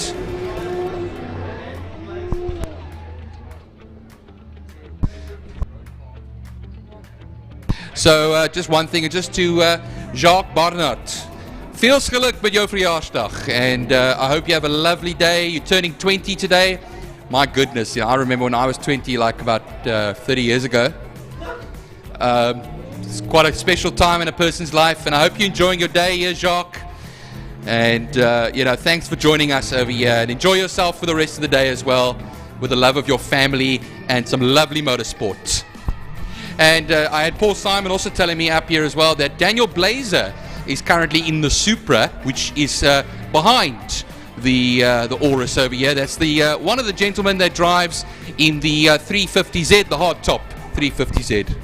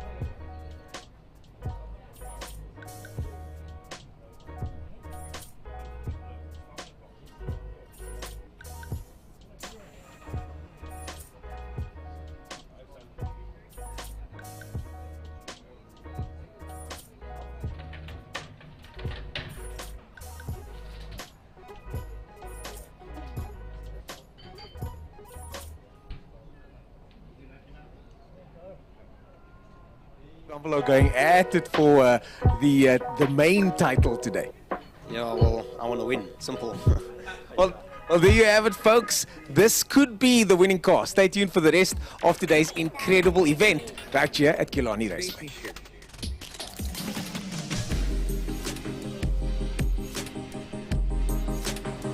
The last time I was at the track, we chatted at the main circuit event. Now we're at Time Attack, and I've always told these biker guys, this seems like a bad idea to me, this whole thing. But now you're doing a Time Attack. That must be insane. Standing starts, short track, tires are cold. I mean, this is a different story. Yeah, no, this is something else. Yesterday I almost actually came short by underestimating how quick the tires cooled down, because I was standing in the queue, and my very first run, we pushed it so long in the queue that when I got to the first turn, which is out turn 4, which this the opposite direction is turn 1, when I needed to brake there, I almost lost the front because the tire was cold. So I've learned from that. But yeah, it's something else. The other guys are quite really fast. I mean, I'm going as fast as I can. I think my best. All right, today folks. was the So I 1:06. see the drifting demo has come to its conclusion. But the jazz band, the jazz orchestra, 35-piece jazz orchestra, is currently playing in the WPMC clubhouse. So you can bring your cooler box and go and check out some jazz talent. So remember, we do live in the city of jazz here in South Africa, so I recommend to go and check it out. They're playing only for about an hour, because remember, this is now the lunch break.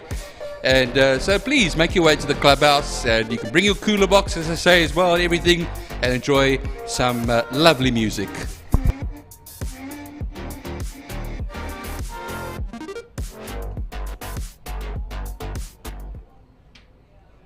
But hoping to go a bit better. This is a whole new challenge. The course feels, looks turns completely different. How does that affect the setup of the bike?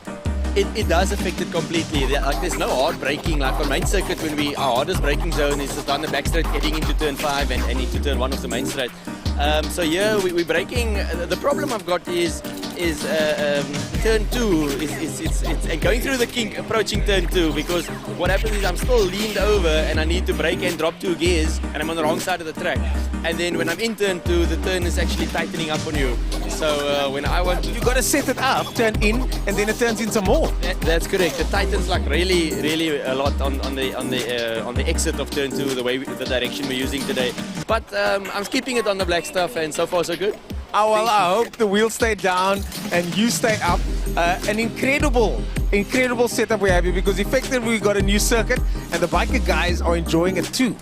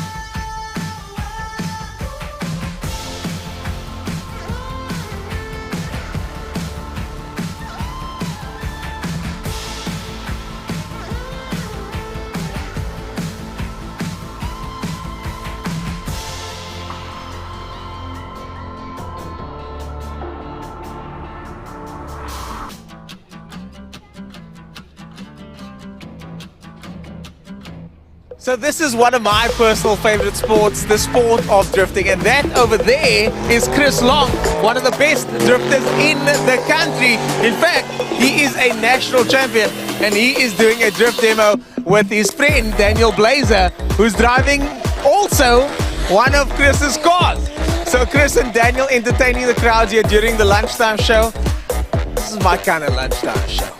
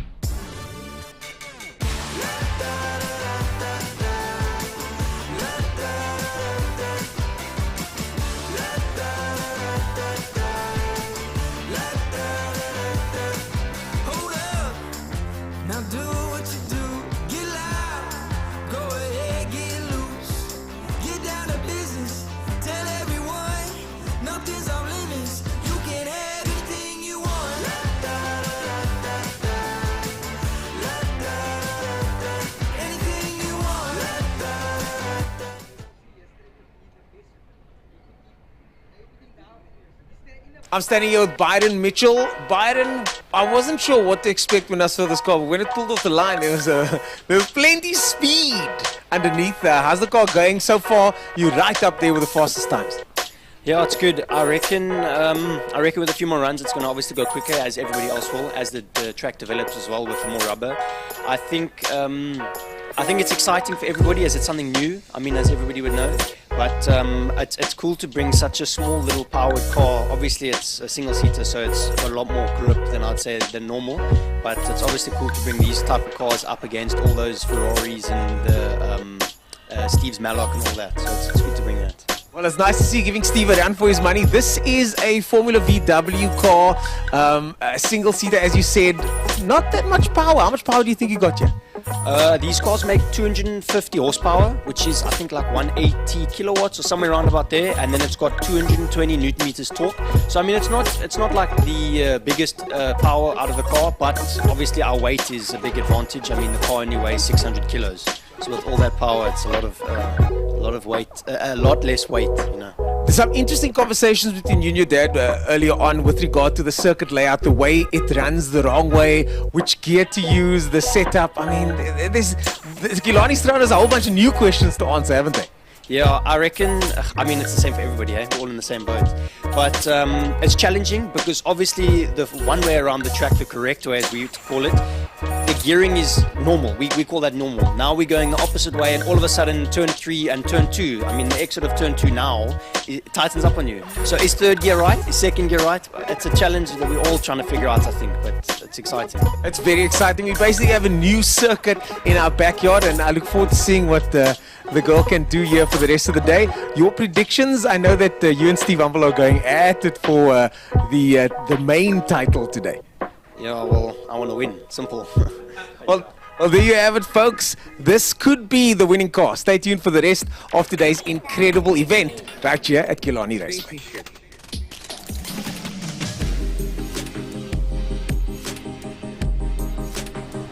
The last time I was at the track, we chatted at the main circuit event. Now we're at Time Attack, and I've always told these biker guys, this seems like a bad idea to me, this whole thing. But now you're doing a Time Attack. That must be insane. Standing starts, short track, tires are cold. I mean, this is a different story. Eh? Yeah, no, this is something else. Yesterday I almost actually came short by underestimating how quick the tires cooled down, because I was standing in the queue, and my very first run, we stood so long in the queue that when I got to the first turn, which is our turn 4, which this is the opposite direction is turn 1, when I needed to brake there, I almost lost the front because the tire was cold. So I've learned from that. But yeah, it's something else. The other guys are quite really fast. I mean, I'm going as fast as I can. I think my best today was a 101.6. So I'm really happy with that. But hoping to go a bit better. This is a whole new challenge. The course feels, looks, turns completely different. How does that affect the setup of the bike? It does affect it completely. Like, there's no hard braking. Like on main circuit, when our hardest braking zone is down the back straight, heading into turn 5 and into turn 1 of the main straight. So yeah, we're braking. The problem I've got is turn 2 it's and going through the kink approaching turn 2, because what happens is I'm still leaned over and I need to brake and drop 2 gears, and I'm on the wrong side of the track. And then when I'm in turn 2, the turn is actually tightening up on you. So when I want to, you got to set it up, turn in, and then it turns in some more. That's correct. It tightens like really a lot on the exit of turn 2, the direction we're using today. But I'm keeping it on the black stuff, and so far so good. Oh, well, I hope the wheels stay down and you stay up. An incredible setup we have here, because effectively we got a new circuit and the biker guys are enjoying it too.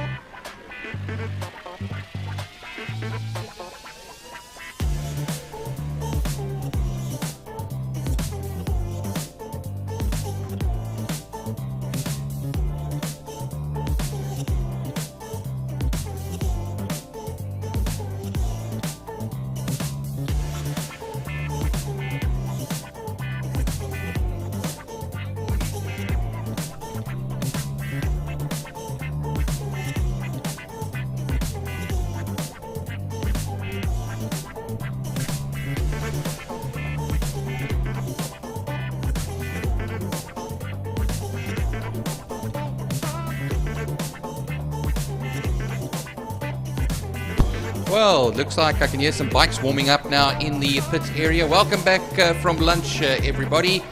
Byron Height, Frankie Innes, and Emil Tiny Brunt from Tiny's Pit Box going to be joining you here for the last of the runs for the day. Of course, it's the class final is going to be coming up next. And then we'll go for the road car shootout, the motorcycle shootout, the modified saloons in their shootout, and then the sports car and shootout. Of course, that will include the historic sports cars, and then the fastest time of the day shootout. So we wait now for the motorcycles to start out, of course, to do their runs. The classes, the short circuit 150cc class, the 390 inch short circuit motorcycles class, the 650s was going to be out there as well, Andre Calvert. But the street motorcycles and then the superbikes, 600cc's only out there, no 1 litre bikes today. And well, we wait surely for them soon. This weather looking very ominous over here as well. A little bit of moisture in the air. The wind is not as strong as it was yesterday, but you can always think and wonder what is happening around the circuit. So I just heard a few motorcycles start up, but I think they've quietened down a little bit.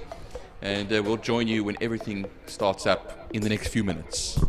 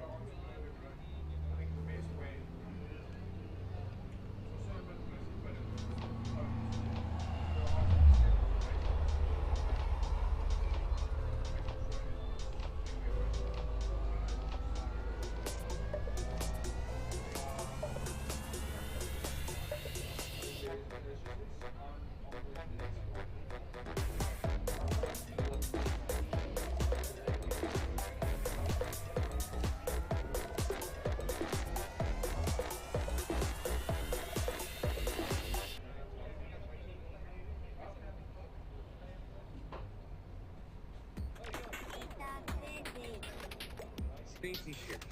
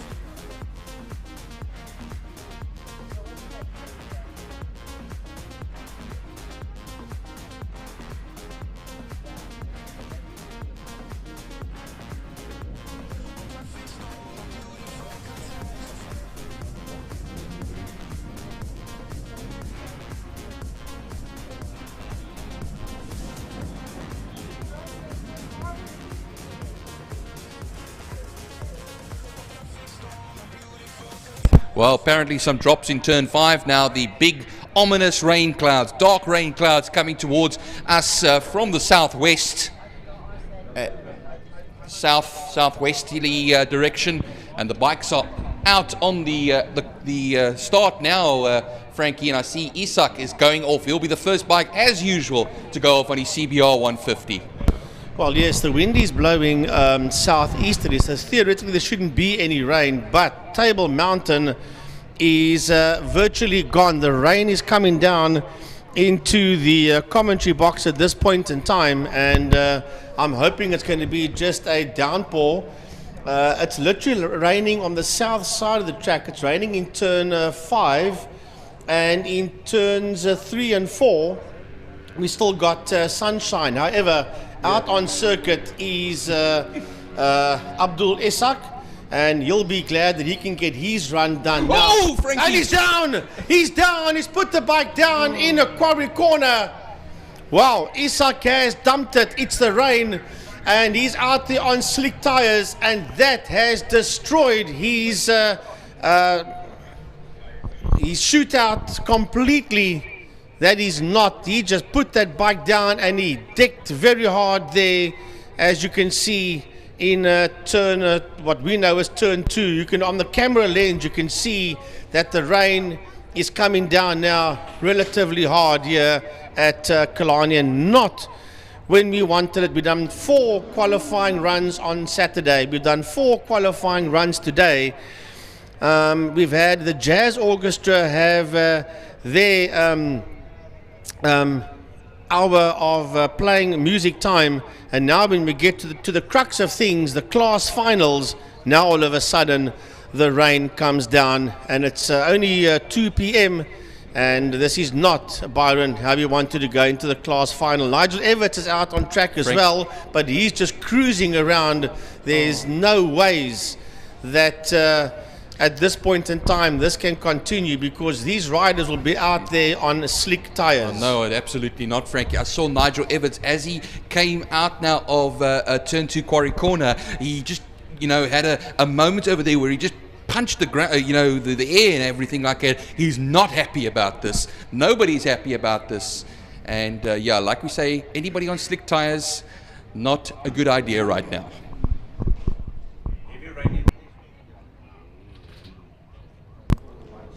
So heavy rain in turn 3, Interceptor Corner now as well. Here comes Nigel Evans. He was the second man that started. The fire bucky is out there as well at turn 2 Quarry Corner, and they are sorting things out there.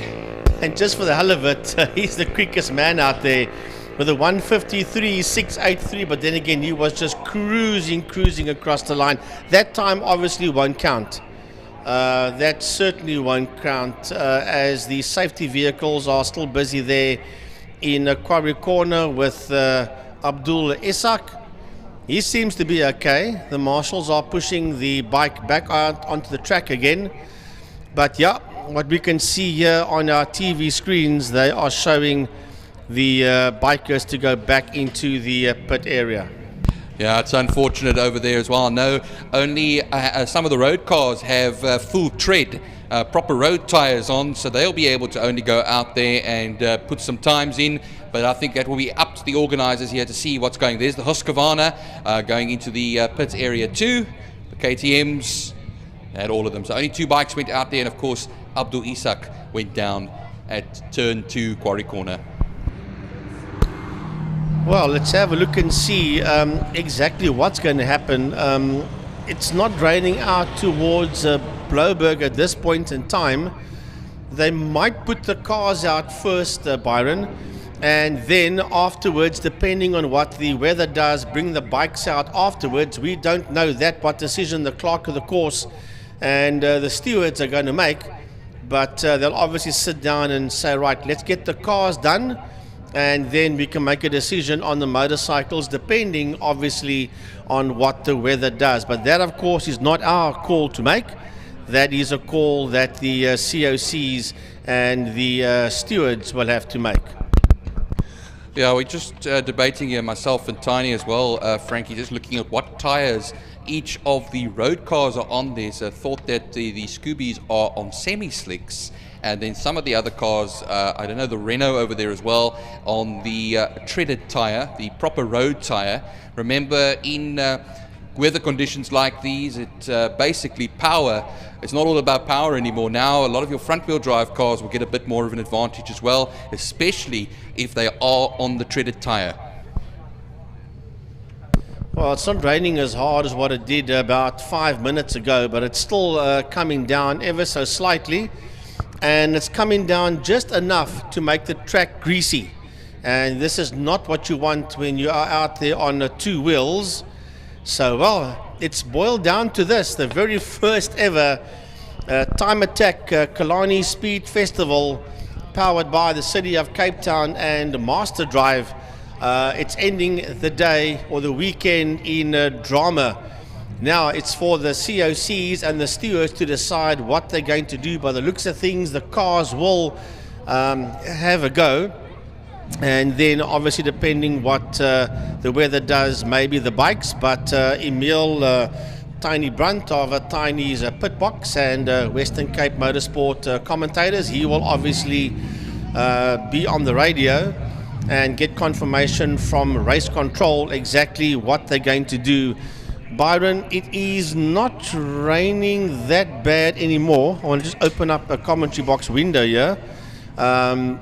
It's really not, my arm's out the window, guys at home, it's not really that bad, but yeah, it's drizzling hard enough for it to be an issue for anybody on 2 wheels. So the problem is, Frankie, in my opinion, and I can't speak for the drivers out there, unfortunately, but I would think either a fully dry track or a fully wet track is better, because now we've got a wet-dry situation over here, which throws a whole new element into it. You've got dry patches, you've got some wet patches, and that really just throws everything out. At least if you had a fully wet track, okay, the whole track's wet, and it's quite evenly spread out. Now you have your changeable conditions. Well, the whole track is wet, but I understand where you're coming from. It's a racetrack, so there's always a bit of oil and substance that's in the circuit. So when you have it like it rained now, the entire surface is wet, but it brings out that greasy substance, and that is probably what Byron's trying to say is more dangerous than a circuit that's completely wet. Yeah, you got, of course, any oil that you said has been put down. Rubber as well is becoming greasy as well. And it just adds an element into there which can be very dangerous. And we saw, like we were talking about the bikes, Frankie, the bikes are only on 2 wheels. They're very exposed as well. They're leaning down, and it's easy, like you saw with Isak, he low-sided off of the circuit over there as well. Luckily a low side and not a high side over there. You can see on your screen, if you are watching on the live feed, you can see the drops of rain coming down. Not very heavy though, but still can do enough damage. Yeah, that's from the drag strip looking up the Porsche Straight towards race control and into turn 1 Hoal Zook. That's the view that you are seeing there now. And on the top right hand side, that is the race control, and that's the commentary box where Emil, Byron and myself are in. And on the camera you can see that it is still drizzling very hard. To you it might seem hard at home, but trust me, it isn't that bad. But yeah, it's just going to make the track very, very greasy if it continues this way. So now what to do, Byron? If you are the COCs and the assistant COCs together with the motorsport stewards, you're going to have a meeting now to decide what's going to happen from now, because you've gone through 2 days of racing, 8 qualifying sessions. Now you get to the punch line time, and all of a sudden this. I believe, looking out the window towards the south side of the circuit, it does seem to be clearing up. So if they give this, well, this is just my opinion, if they give this a 10-minute break, I would think we might be over the worst. But yeah, that's just my opinion. I mean, it's obviously the powers that be have to make that decision. Well, the thinking at the moment, I think, Frankie, and speaking to Tiny just off mic for a moment, the idea would be to have the road cars go first, then see how it goes, and then we have the bikes go out if it is a bit better. You have a lot of the conditions and everything. We first look at the conditions after the road cars have gone out. There's a big mixture of cars in there. Remember, you've got 4-wheel drive cars in there, front-wheel drive and rear-wheel drive. The 4-wheel drive cars, but also the tires is going to be a whole major thing. You've got semi-slicks on a the Subarus over here, we're going to have the situation, of course, you're supposed to have front end and rear end traction. But now you don't have the grooves like the Renault probably, who's a front wheel drive car. And what happens is we'll have the traction through the corners. Well, from what I can see out the back of the commentary box window, as you're looking at Quarry Corner at home, it's still drizzling rather heavily there. But the back of the commentary box window, it is bone dry. Look out of that window, and the cars are beginning to line up. So we might just do it the way, or they might just do it the way that Byron said, get the cars done first. So we'll have a look and see which car's going to come out first. Raymond Hearn, yes, he's going to come out first. So Abdul Isak and Nigel Evans' time, well, Abdul never put up a time. Nigel's time has been deleted, which makes perfect sense. But yeah, it is beginning to rain rather hard. So there he goes, coming out of Quarry Corner. That is Raymond Hearn. Dexter Bruce is out on track as well. Now you're going to be very, very careful as he goes into turn number 1. The windscreen wipers are on. Dexter Bruce is making his way into Interceptor Corner as this man comes towards the line, and it is Raymond Hearn, the first man of the cars, across the line, and he does a 1:07.989. Yeah, Dexter Bruce in the Impreza makes his way around. Of course, both the Subaru Imprezas out there. There he goes into the lights on their motor car. Remember as well, now you are short shifting. You're not, wanting a whole lot of power here. It's going to go down towards the Hoal's hook section, and then we'll see now the times, how they'll look as far as things are concerned. Hearn, a little bit of a slide there. The back end coming out of the Scooby. It's coming down maybe a bit harder now. I can even hear it a little bit more now. But Dexter Bruce comes to the line. He sees the checkered flag, and he will do a 1:10.600, 2.6 seconds slower than Raymond Hearn. Well, they're just sending the cars off the line now. There's cars all over the track, as that was Raymond Hearn with a 1:07, Dexter Bruce with a 1:10. Coming down towards us now, we should have Stuart Jameson heading towards us. And here he comes now, and there's more cars on the circuit at this point in time that you can keep keep tabs on. And Stuart Jameson done a 1:11.317. Well, Frankie, just looking now, Stuart Jameson, who was most of the time ahead of the two Subarus, is now trailing the two Subarus. So what happens is the four-wheel drive seems to be, of course, working in these conditions. You've got traction at the front end and the rear end, working better than that front-wheel drive. Now we go to rear-wheel drive, Frankie, with Billy Brink. And the rain is coming down rather hard now. As coming down, and he spins it. That's Billy Brink that spins it on the exit of Quarry Corner on the Joubert Straight. So Billy Brink just turned himself inside out there, and Ryan van Wyk just crossed the line, a 1:18.274. That is the conditions out there, and Ryan van Wyk, the fourth fastest competitor out there at this point in time. So Billy Brink still out on track, making his way out of Hoal's hook is Billy Brink, Chris Mallion, and Tusif Haroon are out on circle as well. Here comes Billy. This is not going to be a quick time for Billy. 1:25.802, and that's because of the spin at the exit of Quarry Corner. And the problem is it's coming down harder here, Frankie. Here's another four-wheel drive vehicle now. Will be in fourth position. And what happens is Chris Mallion gets himself a 1:11.6, and it's a 0.3 of a second slower than Stuart Jameson's Renault. Yeah, going very slow into Quarry Corner now. We have, that car's all over the place. That is, I think that might be Neil Lambrecht. Well, no, that is the BMW of Tusif Haroon. That is Tusif Haroon, you're quite right, yes. He is really, really battling out there. He was very, very slow coming out of Quarry Corner as he makes his way into Hoal's. He's tiptoeing through Hoal's hook. And he's not a happy chappy out there. But the sun's beginning to come out again, so there we go. Might have to see. And he turns himself around there in Hoal's hook. as you get the car going again. Oh, these guys are battling. But this is all part of time attack. Yeah. And it's, of course, Frankie, it's also the first two of the rear-wheel drive cars struggling heavily here as well. Look at how he fishtails on the main straight. Remember, too much power is going to be your enemy here. And here comes now the Roadster 350Z of Neil Lambrechts.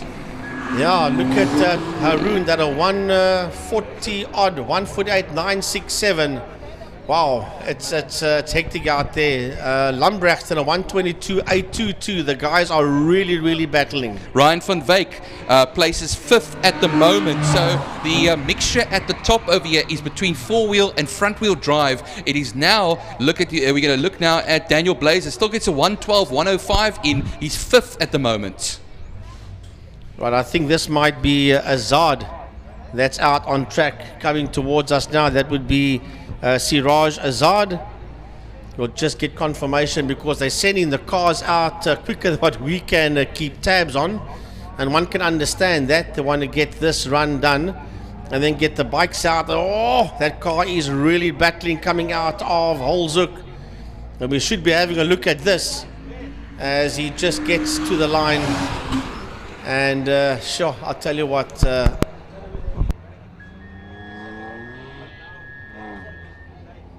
well, Junaid Hamid just came across the line. That's in 7th position, a 121.167. He pips Neil Lambrechts by 1.6 seconds. I see there Siraj Azad, and then the two Mustangs are out there. This is going to be interesting, I can tell you that much. And they're going to be having to tiptoe around. We're talking about a 5-litre motor. Trouble on the Joubert Straight. And is that Gino Norse? Yeah, it is indeed Gino Norse that is making his way into Holzhoek with that Mustang of his. There's too much power there. 5-litre V8 power in that rear-wheel drive Ford Mustang, and that is Gino Norse that is making his way towards us. And as a matter of fact, Eugene Herbert is also going very, very slow out there. So Gino Norse does a 121.615. It puts him in P8 at this point in time, Byron, to Eugene Herbst making his way through Holzhoek. Yeah, Eugene Herbert over there as well, coming out into Holzhoek now. Look how gingerly he's going through that section, just like on a tightrope. And he makes it to the line though, and will just run it over, and we'll be able to pick up a time here. He's 9th at the moment with, I didn't check the time over there, it went too quick. There comes Paul Minak out. I also saw Trevor Hutchings' name. There he comes now, down through the kink. Eugene Herbert got a 122.282, 6 cents of a second off of his counterpart in the Mustang as well, Gino Norse. Here comes Paul Minak to the line. Paul Minak, where will Paul Minak slot in as Paul crosses the line? And he is 7th with a 119.803. Yeah, he just pips Hamid over there in the BMW, but remember, he was fishtailing all over the place. Here comes the Sirocco now of Trevor Hutchings, and he'll make it now. The sun is coming out quite a bit now. Hutchings will run it to the line, and we'll take a look at what he's going to be able to achieve over here as well. Hutchings will be 6th with a 116.9. Right, that is Trevor Hutchings in the Sirocco. Well, who's that out there? That could be Bosman. That's Henny Bosman. On slick tires, eh? Yeah. Let's have a look, see. He is making his way around Interceptor Corner. Very, very slowly out of Interceptor Corner, working his way towards the kink and into Quarry. You can see seriously a little bit of spray coming up there still in turn 3 section Interceptor Corner, and then he'll run his way through the turn 2 section. Look at that, he's got to be very easy in here as well. And now onto the Joubert Straight. Down the Joubert Straight he'll then run, And I think for now that's going to be the last of the cars. I don't see anybody else lined up at the moment. And then they'll probably inspect the circuit to see, can the motorcycles go out? I don't think so at this particular point. But here comes Henny Bosman now onto the main straight. And we'll cross the line. And Henny Bosman goes 6th in car number 90, a 1:13.960. Well, that seems to be the last car out there, because there's no Steve Humble and there's no Byron Mitchell that has lined up to do their runs. So I think they've decided to hang back for now, and then we'll have a look and see exactly what's going to happen from here. Because keeping in mind, not only have they not done their runs, but the motorcycle gang must still go out there and do theirs. So we've got Emil Brunt, our radio man, and he's in conversation with the race direction. Well, the top two, both four-wheel drive, of course, in the Scoobies, the Subarus, and then the leading front-wheel drive man, the Renault Megane of Jameson, with Mullion, also a four-wheel drive guy. He's currently in the road cars, 5 cylinders and up section, that he currently holds 4th place at the moment. Daniel Blazer, top rear-wheel drive runner in that 350Z. But a lot of the rear-wheel drive guys were really fishtailing around there, especially the likes of, what's it, not Hamid. Hamid was one of the guys that was going around, but Harun as well in the M4 BMW.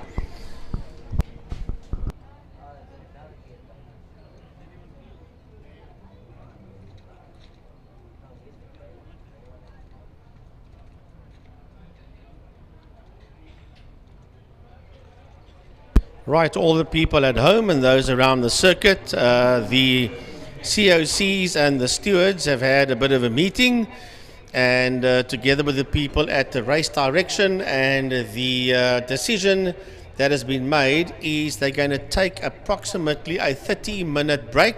It is clearing up. The rain has stopped here at Killarney. The entire Table Mountain is visible again, and if you look down towards the south end of the circuit from where we are, it looks pretty clear over the refinery area down in that direction. So, and the track isn't that wet that it's unraceable. So what they have decided is take about a half an hour break, and then we will take it from there. I do see Steve Humble lining up, but I don't quite know if they're going to release Steve Humble. But the decision that came on the radio was that they're going to take a half an hour break. So they might let Humble go. As a matter of fact, they are letting Humble go. Just give us a chance, waiting for Tiny to get more confirmation from race control.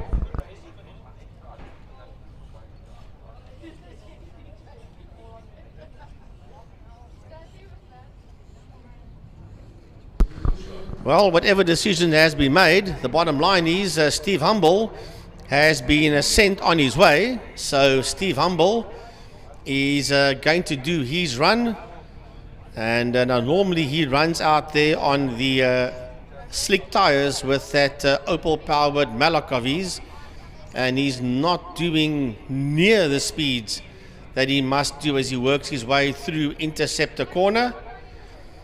So Humble is pretty slow out there. Now this is a man that was doing sub 1 minute out on the track early on in the qualifying runs.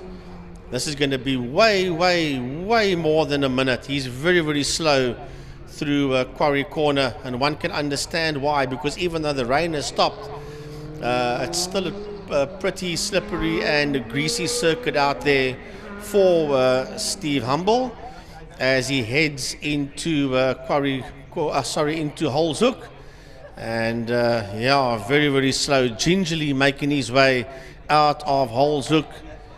And he's not used to driving this Malak at these slow speeds, that's for sure, as he stomps on the gas a bit and makes his way across the start-finish line. And Steve Humble in 7th position with a 1:15.175. Now, that's a 1:15.1. And he was running less than a second in ideal conditions.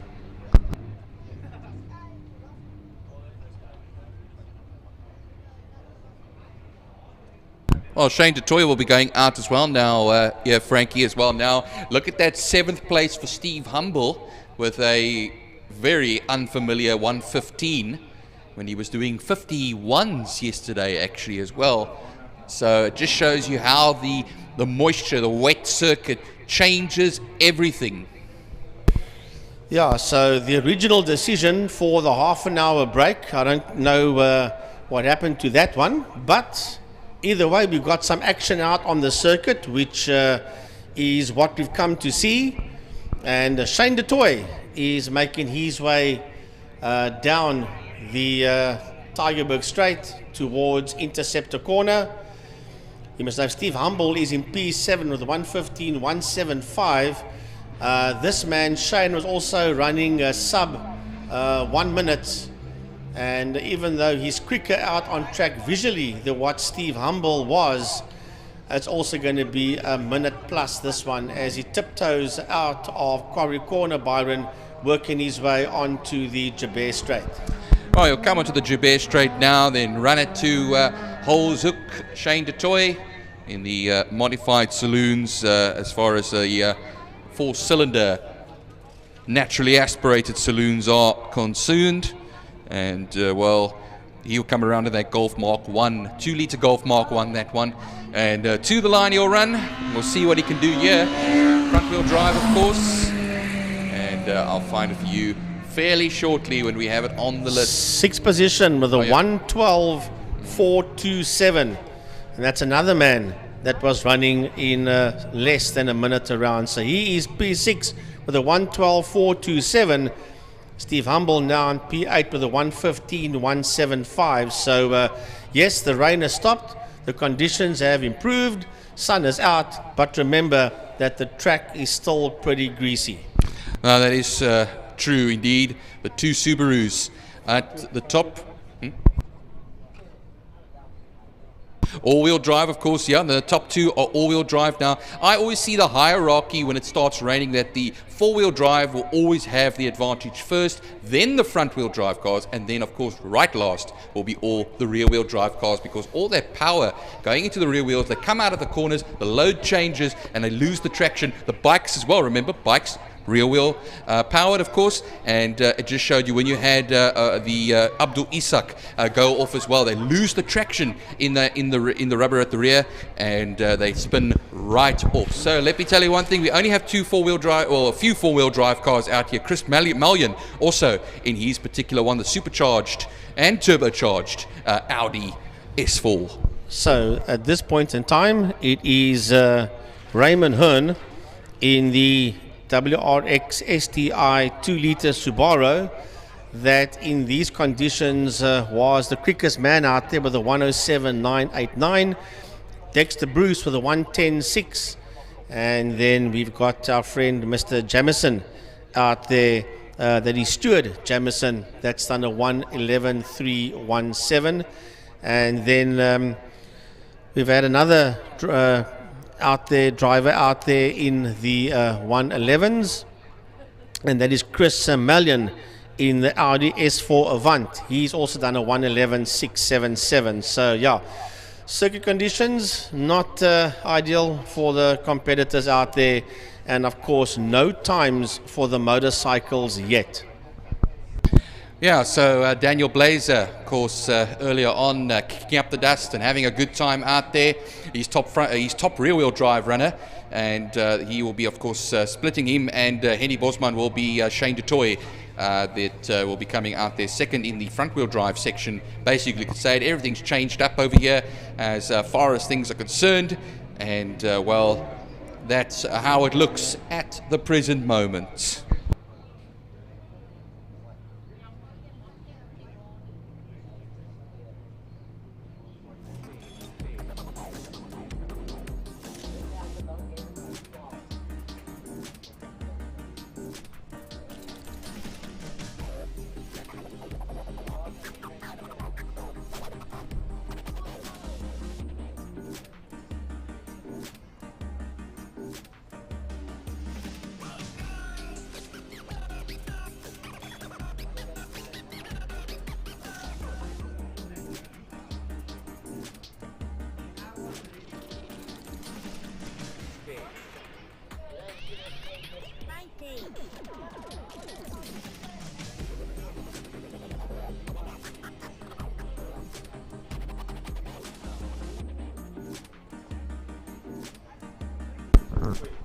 Right, we're going to have about a 15-minute break just to see what happens out there, and then we're going to continue with the proceedings here.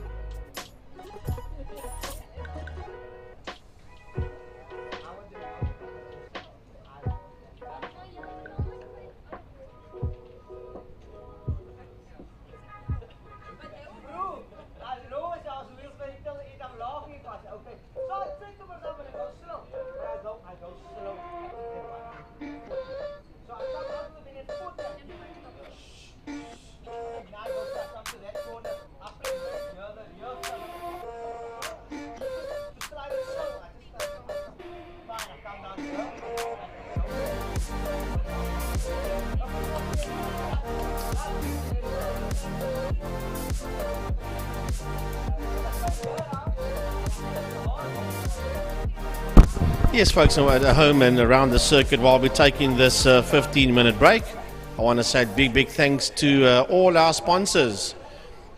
Big thank you to Masterdrive, and a special thank you to everybody involved in the city of Cape Town for the involvement in the Killarney Time Attack Speed Festival. It's only the inaugural one, and you've got to start small to be able to become a big boy one day, and I think this has got a hell of a lot of potential. We expected a lot more vehicles as well, for sure, but you've got to start somewhere, and not a bad start. It's a very good idea that management of Western Province Motor Club, Killarney International Raceway have come up with, and I would take a chance and say that next year's one, Byron, would probably be a lot bigger than this one. Obviously, there's be a lot of lessons learned as to how things can change, etc. But obviously, this one is almost in the bag, and obviously there will be changes for next year to try and improve it. And obviously, with the right advertising, marketing, and promotion, which WPMC does do, I think next year it's going to be a lot bigger. I think so, Frankie. You know, the great thing about inaugural events is you learn a heck of a lot from them. And, yes. Now we've got a whole year ahead that can plan and really add to the show. I'm not saying this first event was a bad event. I think what happens is it was a good one. It'll just grow from here. It'll just grow from here. And I think what happens is we can look forward to something. The time attack format, I like the time attack format because, you know, what happens is a lot of guys come in road cars and so on, coming from a Gymkhana background here as well, where, you know, you're doing time trials and so on. You're not racing wheel to wheel. Sometimes a lot of new entrants coming to the sport through time trials. Look, you've got the Neisner Samola hill climb, which is extremely successful, and it's a 1.9 kilometer uphill, and the whole idea of this is we take 1.9 k's of Killarney and you have a Samola hill climb. The only difference is you're not going uphill, it's a flat track 1.9, so it's basically adaptation in a different way to what Samola is, and Samola is very successful and a good idea. I think from next year we'll see more cars, more bikes, and the year after we'll see more and more and more, and it will eventually open itself up to more and more spectators together with the live streams. So 2-3 years from now, this has the potential to be a very big event. And a big event in these post-COVID times as well, with the spectators coming back to Killarney, and we're having the live stream, thankfully, as well, which became a huge thing in the COVID times. And we thank IMUSAT as well for their coverage of today's event, and also the events that we have, the main circuit racing regional events, the Power Series. So I think, we got something over here, and we can build on that. And I think some good days at Killarney over this coming year and this next year, and of course the years to come, are going to be some great races. And classes also, national classes have been growing quite nicely as well. A few classes have been getting quite nice and better with the Extreme Festival Series. So I think some good South African racing for the next bit of the decade. Well, once again, a big thanks to Masterdrive, and a huge thanks to the City of Cape Town. A big thanks to Afritech as well. They are always on board when it comes to the generators. If there's a problem with the power for whatever reason or another, we have a power failure here. And then I want to just say thanks as well to the sponsors in general at Killarney International Raceway. Obviously, Wingfield Motors and Best Price for My Car, Porsche Club, Pertamina, Fostron, Interceptor. I want to just say thanks to them as well for always being on board at the various Killarney events. And as I say, a big thank you to the City of Cape Town. We're going to just be off the air for a short while, and then we will be back with the rest of the racing.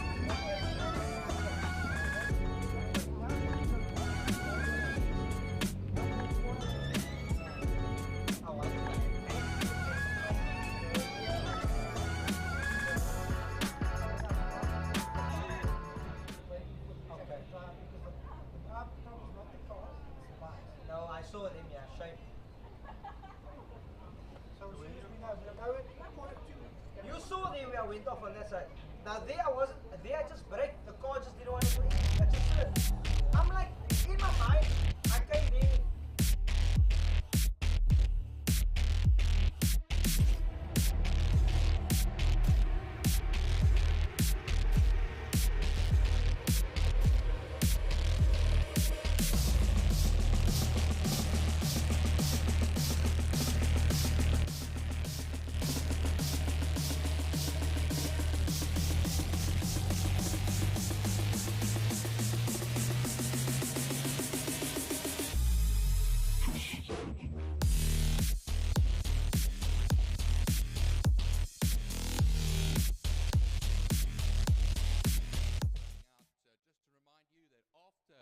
Our event today, there is going to be a prize giving, and that will be in the clubhouse, and myself and Frankie Innes will take you through that later on. So please rock up, please come and see us perform, you know, and we may have a few nice jokes between us if we feel like it. But yeah, you know, come and see prize giving. We're going to have all the guys there, everybody, and what happens is we can entertain you a little bit and have a good laugh whilst we celebrate our entrants and our competitors today in this speed festival here at Killarney. So prize giving after the racing ends, that will be in the WPMC clubhouse.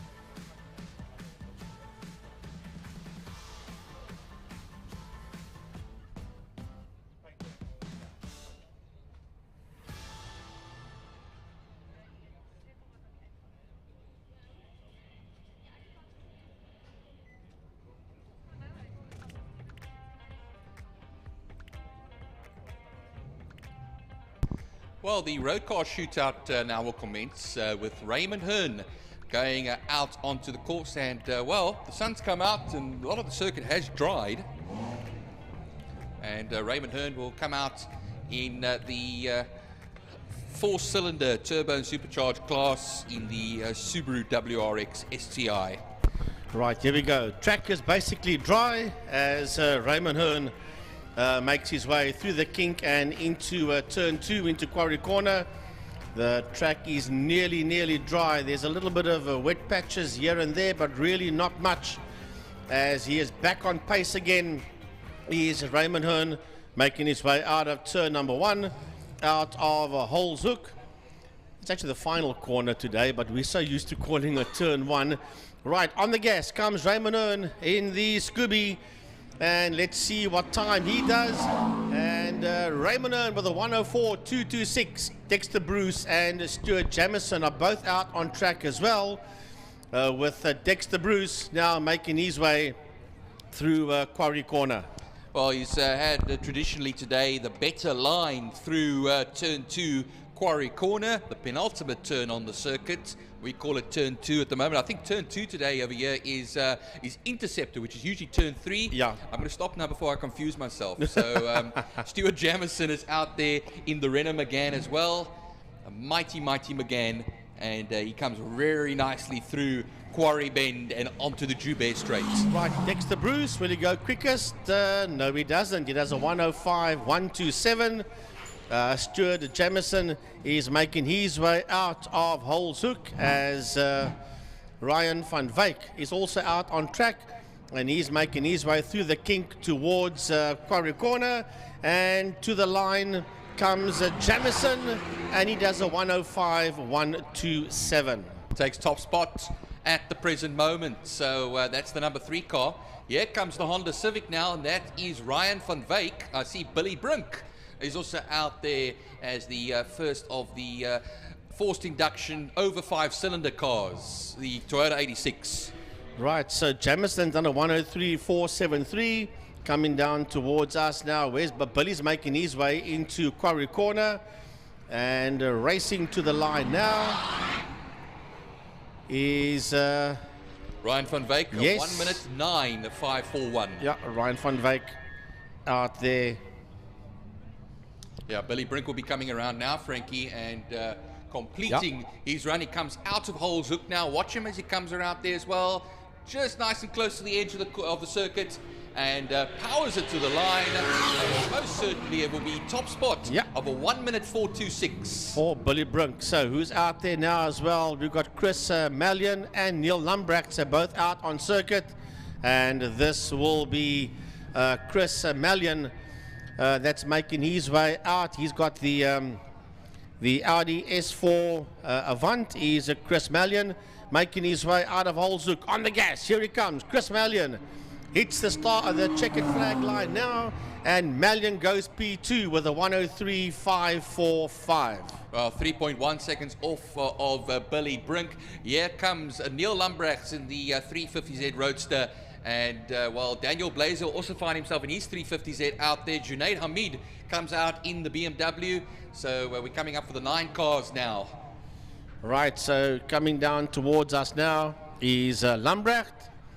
Heading towards us is Chris Lumbracht with the 350Z Roadster BMW. And Lumbracht crosses the line, and he does a 109.260. That puts him P6.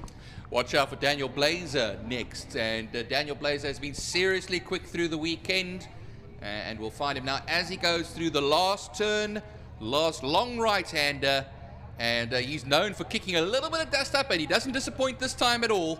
He'll come now to the line, and we'll see where Daniel Blazer will feed in second. Yeah, with a 102.831.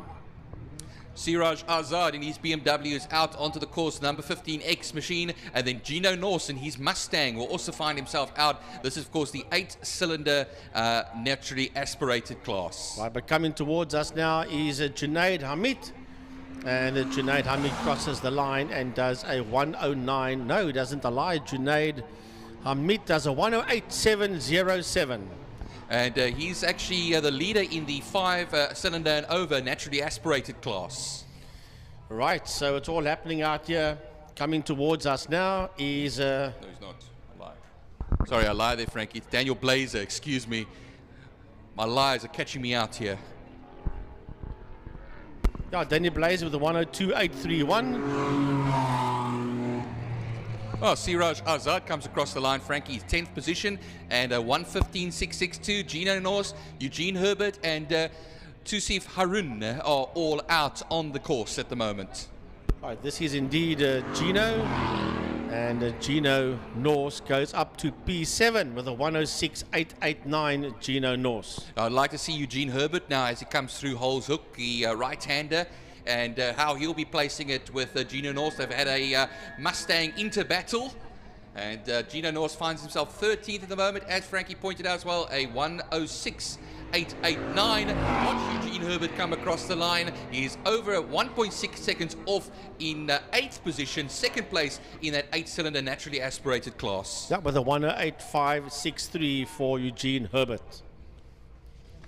Trevor Hutchings. I see Haroon is still out on the course. He's the M4 BMW. He comes to the line right now. And then we'll be able to tell you where he is in the order of things. And Junaid Hamid, we had him. Sorry, that's Tosif Haroon, excuse me, my apologies. Second position, 101.535, second place. Trevor Hutchings is busy making his way now into Holzoek. Hutchings working his way out of Holzoek with the Sirocco. Well, the times are getting slightly quicker as the circuit is drying out, and here comes Trevor Hutchings to the line in the 71 car. And Trevor moves to P9 with a 108.333 for Trevor Hutchings in 9th position. Lovely stuff over there as well. Paul Minak is currently on the course at this time, and he'll be coming through, and Shay Toy as well. I just also mentioned that and saw that as well.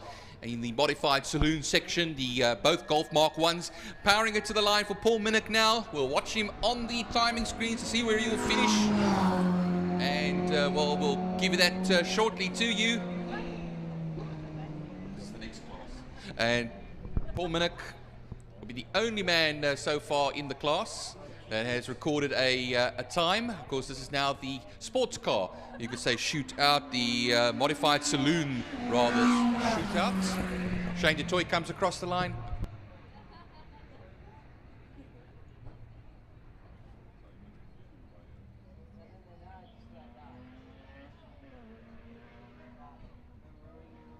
Okay, folks, just we can't give you the times at this particular moment. We do have a little bit of a timing glitch, but as soon as that has been sorted out, we will be able to get back to you on that. Hedy Bosman, though, currently finds himself out on the 1.9 kilometer course, and he will then now make his way through the Holzhoek section.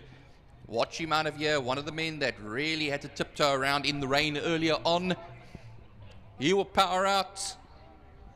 Kick a little bit of dirt up, a little bit of dust as he goes to the line. And he's got a 1:03.505. A 1:03.505. Unfortunately, we don't have the times at the moment. The time for Paul Minak. So they need to just sort the times out over there. But Henny Bosman currently will have the 1:03.505. And that's fastest at this time and the only time that has been set in this particular class.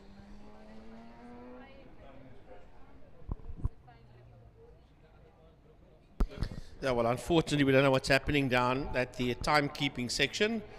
Minak did his run, and so did the toy, and it doesn't show on the monitors here. So they've obviously got some little glitch that they need to try and sort out. And the moment they get that one sorted out, hopefully we'll be able to give you the times of Paul Minak and Shane DeToy, and that was in what they classified as the sports car shootout.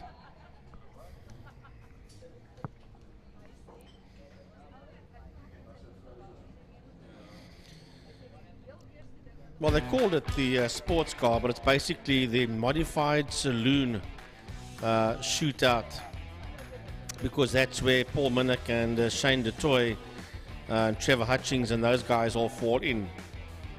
So the moment the timekeepers have got their little problem sorted out, we will be able to continue with the times for you. Yeah, the original one was going to have, of course, soon the motorcycle shootout. That has been delayed. There is going to be a short little delay in proceedings at this time. We had the road car shootout. The class finals, unfortunately, were interrupted by the brief rain shower that occurred earlier on, and then the sports car, which includes the sports cars, the historic sports cars, their shootout. That's the Henny Bosman car, and then of course we'll see if it's joined with Steve Humble a little bit later on. There's still going to be coming as well the fastest time of the day shootout. We'll see what happens over there, but also a reminder, prize giving to take place in the clubhouse after the event. So maybe about a half an hour or so, 45 minutes after the event.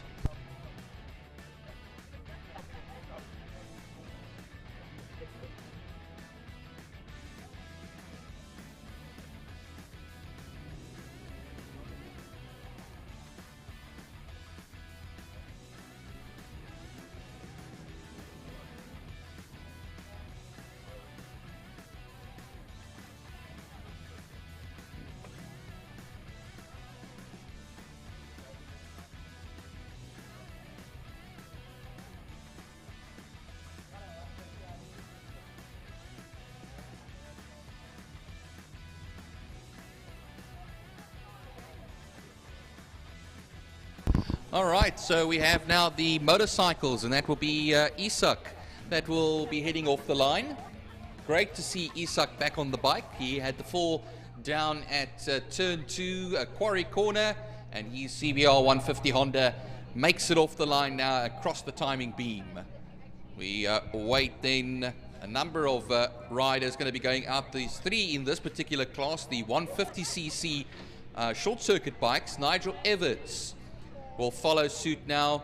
Remember, as I said, these 150cc bikes, they're all exclusively all Hondas, all the CBR 150 RR, all single cylinders, and are usually found on the main circuit, on the short circuit. They have a race probably every month or so on the half main.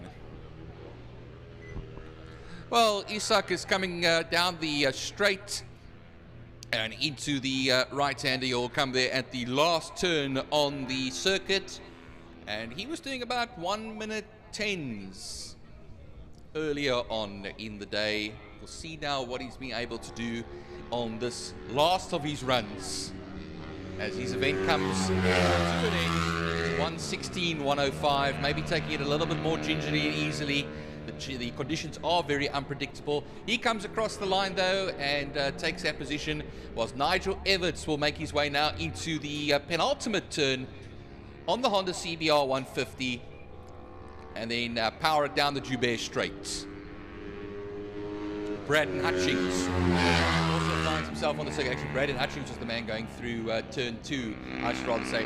Nigel Evans puts a 1:12.238 in as his best time for this session. Braden Hutchings will be following suit. Here he comes now. They're setting him out thick and fast over here, I can tell you that much. And Braden Hutchings should take the class over here, most certainly. As he crosses the line, Braden Hutchings takes the 150cc class ahead of Nigel Evans and Abdul Isak. Yeah, 1:10.9 by Hutchings, a 1:12.2 by Evans, and a 1:16.1 by Abdul Isak. Well, we're going to have now, Frankie, the 390cc and short circuit motorcycle. Sean Klein is out on the course. He'll be finishing up now. Sean Klein comes across the line on the KTM. And Sean will move into that 4th position with a 1:14.407 there for Sean Klein. Yeah, Mitch Robinson also out there as well on the twin cylinder Kawasaki Ninja. And, well, he'll be coming around with Nicholas Hutchings. Slade van Niekerk also has started his run. Mitch Robinson now. He will take top spot as far as the bikes are concerned as well, and top spot in the 390 short circuit bike class. Right, he's done a 1:05.623, but coming to the line now is Nicholas Hutchings. They're coming up thick and fast now, and Nicholas goes to the top of the leaderboard with a 1:04.91. What consistent times this man has been putting in this weekend. They all been 1:04. But here comes Slade van Niekerk. Watch this. Here he comes. The track is dry. Slade comes and he will hit the checkered flag. Where does Slade go? Boom! Into P1 with a sub 1:59.880 by Slade van Niekerk. Yeah, Slade van Niekerk will be 0.6 of a second ahead of Nicholas Hutchings, and that now of course will be the finisher, the top finisher in the 390 short circuit motorcycles class. We have the street motorcycles out now, and that's David Carr. Yeah, but first Quinton van Rooyen must come to the line. Here he comes now, van Rooyen on the Husqvarna. And Quinton does a 1:04.173, which puts him in P4. P4 and third in class, or actually no, sorry, third in class. P4 overall, because Henny Bosman's time is still sitting in there as well, so basically third. And then of course David Carr out on the Suzuki, the 750. Yeah, he's busy making his way out of Holzoek. Here he comes towards us. David Carr on the street motorcycle category, GSXR 750, and he goes into 8th position with a 1:13.399. Yeah, he's the only motorcycle in that class. Number 97, the sole runner in that class, the first of the 4-cylinder bikes, which will be followed by Wayne Orence's Honda and Michael Hunter's Kawasaki. So, why Wayne Arendse crosses the line and he goes 5th fastest with a 104.448 there for Wayne Arendse. Right, this is going to be quick because here comes Michael Hunter. Michael Hunter making his way into Holzoek. Here comes Mike now. This will be a sub 1 minute, I'm almost certain, as he winds up that 600, right down that center line he comes. Michael Hunter, and bang, into P1 with a 58.901. Only he and Slade done less than a minute around here. Every session this weekend, Michael Hunter, as far as the motorcycles are concerned, has been quickest. And in the co-host the whole weekend, and I'm telling every single session, he has been number one. From practice to now, a 58.9, and that is 9/10 of a second faster than Slade van Niekerk. He will be also the 600 Superbike winner as well, and the overall motorcycle winner for today. Well, I have a question which I don't know how they're going to answer this one. Paul Minak and Shane Du Toit came around, did times, it didn't register, and here it stands as, I think there's an NA on our screen which stands for not applicable. Or is it, so, okay, yeah, that's naturally aspirated, but the bottom line is they put down times which wasn't recorded, whatever the situation was, and neither Shane nor Paul will be obviously happy with that one because they did their run and their times did not come up on the monitor. So yeah, I don't know how they're going to figure that one out. I'm sure somebody was running an hourglass in the... no, I'm just kidding over there. I'm actually, as that joke came out of my mouth, I actually kind of regretted it because I think Paul Minak and Shane Du Toit are going to come up here and beat me up. How dare you say we need an hourglass for our times over here? So I will keep myself quiet for the time being. Most likely, these two will need to redo their times, which will be a great thing. And I'm going to go and hide away now because what happens is I really made a complete hash of it.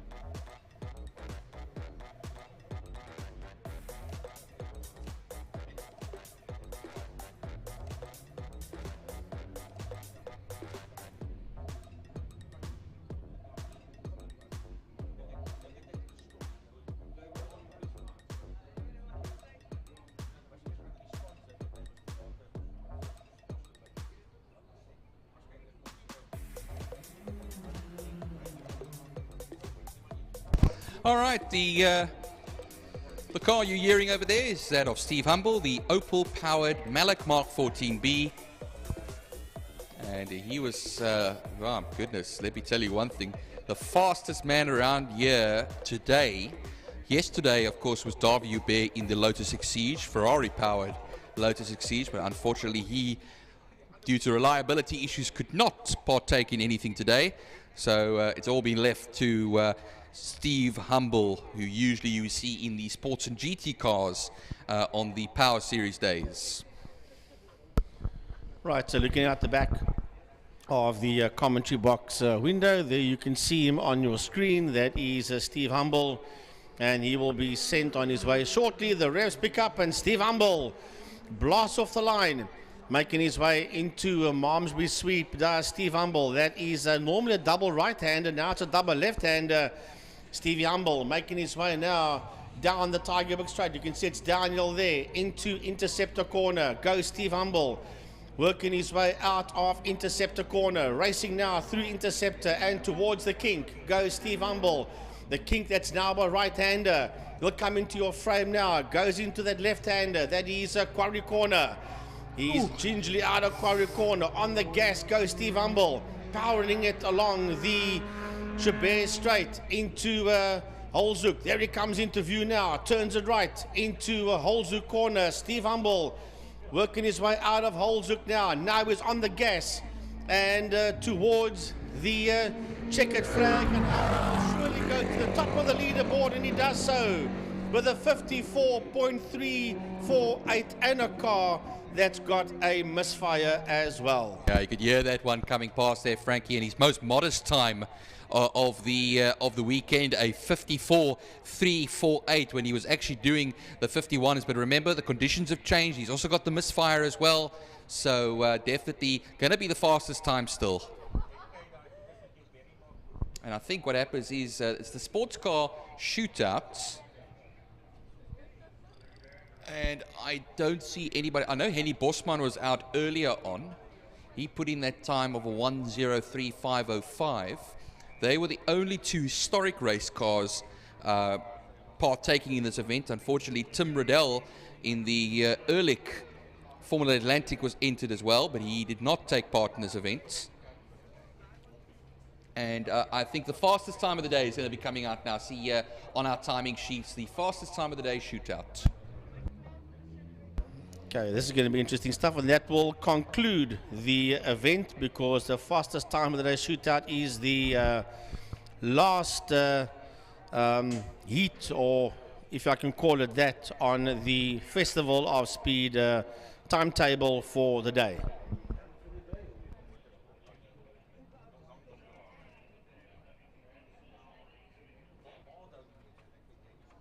Right, so we just got an update here. We're supposed to have the fastest time shootout of the day. Tiny was on the radio to race the direction, Byron, and it seems as if that the fastest time of the day shootout is not going to happen, which means this is then the end of the event. I think it was the correct call at this time, with seeing that the rain is coming. Looks like it, maybe a bit of rain, possible rain. I think we've seen some good times throughout the weekend, the 2 days that we've been here. And yeah, it's unfortunate. It's nice to see cars out on the track, but I think we come now to the end of the event. And well, for an inaugural event, a good start, and now we can build from here. Yeah, well, I wasn't here yesterday. I was out at the Worcester side of the world doing an oval track event there with FCA Nivote. And it was lovely to be with you people here today. Even though the weather didn't exactly play along. And yeah, the entries, I do believe, from next year onwards should hopefully grow and get a lot bigger. And this event has the potential to eventually be a major draw card. I want to say a big thanks to Masterdrive and the City of Cape Town, and then to all the other sponsors here at Killarney International as well, namely Wingfield Motors, Best Price for My Car, Pertamina Fostron, and Porsche Club, and of course Interceptor Shoewear.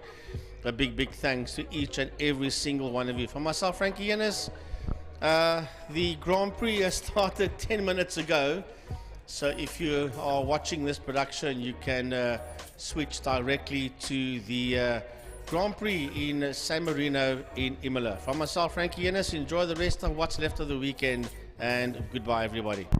Yeah, thanks, Frankie. Thanks to Francois yesterday. Of course, thanks to Emil Tiny Brunt for all the information that he feeds us, and also his great wealth of personal knowledge as well.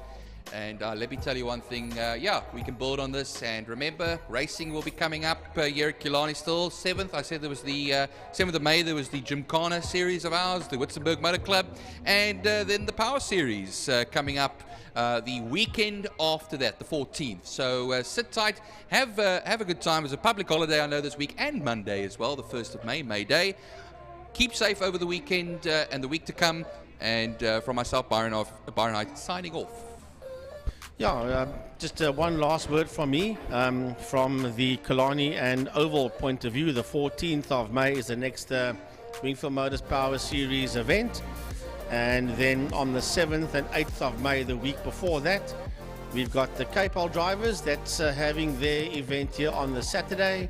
And then it's the tar versus dirt, which means we go to the Vescus Oval in Saldanha, 11 o'clock the Sunday morning. Drive home safely if you're around the track. If you're at home, watch the Formula 1 Grand Prix.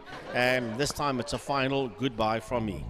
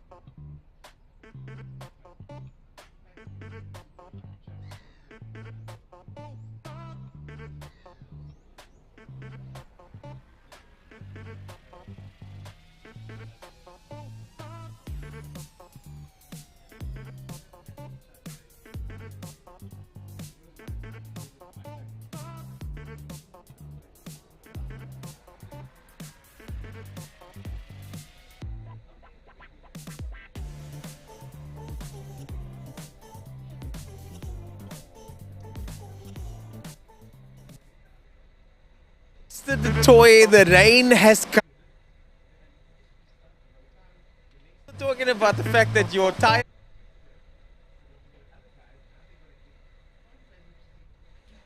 The rain was kind of expected, and then we looked at the weather today, and it's like, okay, well, no rain, and then we didn't even bring the wets. So I mean, that's Murphy's law for you.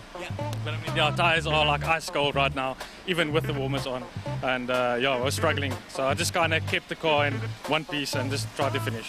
You guys did a 112 now. How far off the pace is that compared to, and what's the difference between a dirt dry track and what we have now? I mean, a dry track is completely different. I mean, I can basically go flat out pretty much where I can out of the corners and enter as late as possible. And now, especially with the slicks on and the wet, I mean, you're kind of anticipating if you lose the back, you kind of lose the car. So I mean, that's kind of what I try to do, is just stay slow, keep the back as straight as possible, and yeah, feather the throttle. I mean, as soon as you climb on the throttle, you're just wheel spinning everywhere, left and right. So it's very difficult, yeah. Well, the nice thing is it's the same for all. So the thing about Time Attack is that they'll go into the finals and everybody will be driving in the same conditions. So at least previous times won't count against you. Are you guys going to put road tires on you or running slicks? Well, let's hope the weather holds up and clears up, and we're going to keep the slicks on for now. Ooh, slicks in the wet, always fun. Watch out for the toy in the Skulput, not so Skulput, Golf Mark 1.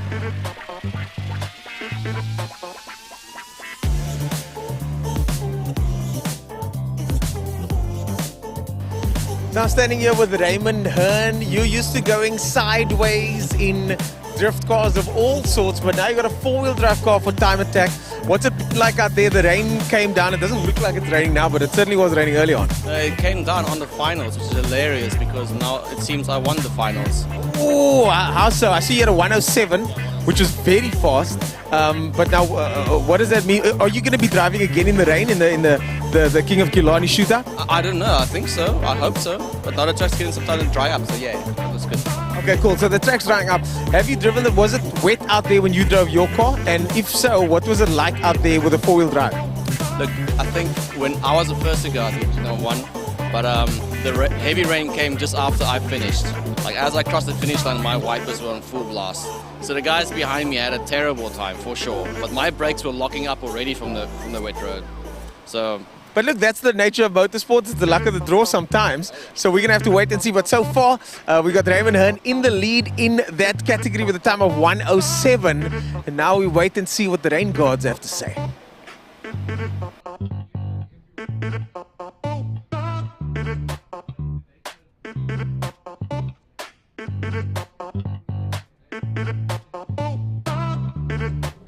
So they are going to rerun the road car shootout because Raymond Hearn was the only one out of the top 10 that had a dry course. So now the road cars are back out again because they're running road tires and they can cope with the slightly cooler track temperatures at the moment. The track has dried up because the rain was passing and there is quite a lot of sunshine out there at the moment as Dexter Bruce makes his way down into the road car finals.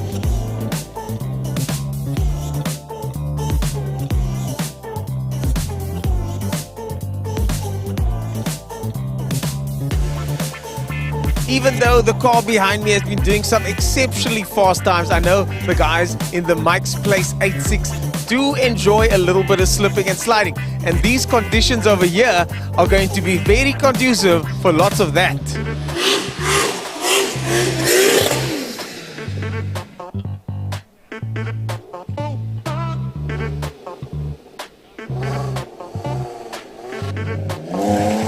And here comes the rain again, and cars that were having a terrible time in the rain with these Mustangs over here, the Masterdrive Mustangs. Both these cars, 350 kilowatts with rear-wheel drive. We all know how Mustangs don't like the rain.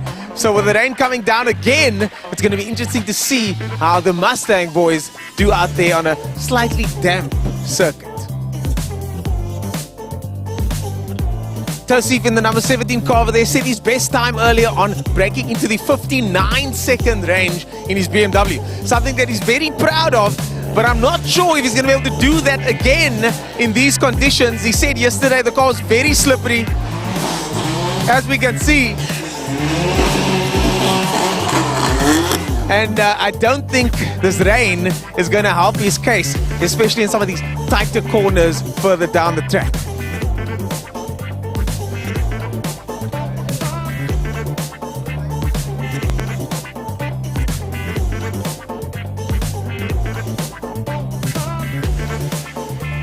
So in these conditions, some people get affected more than others. And I'm standing with Stewart over here. You've got the Megane 275 front-wheel drive. And when it rained, the four-wheel drive guys were punching the air, but you, not so much. Yeah, it struggled a bit, especially turn 2. Just went all the way around the outside. Thought the car was straight, planted it, and then the car just goes straight to the grass. And yeah, lost a lot of time. But I was actually happy with how I did in the wets. Couldn't compete with the four-wheel drive cars, but yeah, I was happy. And it was a different experience. I've never driven on track with these greasy conditions, so yeah, I was happy. Well, you should be happy because when the conditions are dry, and Time Attack is probably more than likely mostly going to be running the dry, you were the fastest of the four-cylinder cars. Yeah, I mean, this car, yes, I fall in love with it every time I put it on track. It's amazing. It's so confidence-inspiring. I just throw it into the corners and yeah, it sticks. Well, stick is exactly what this is about. Time Attack is about going as fast as possible. The first one over the line wins. This one might just be that car.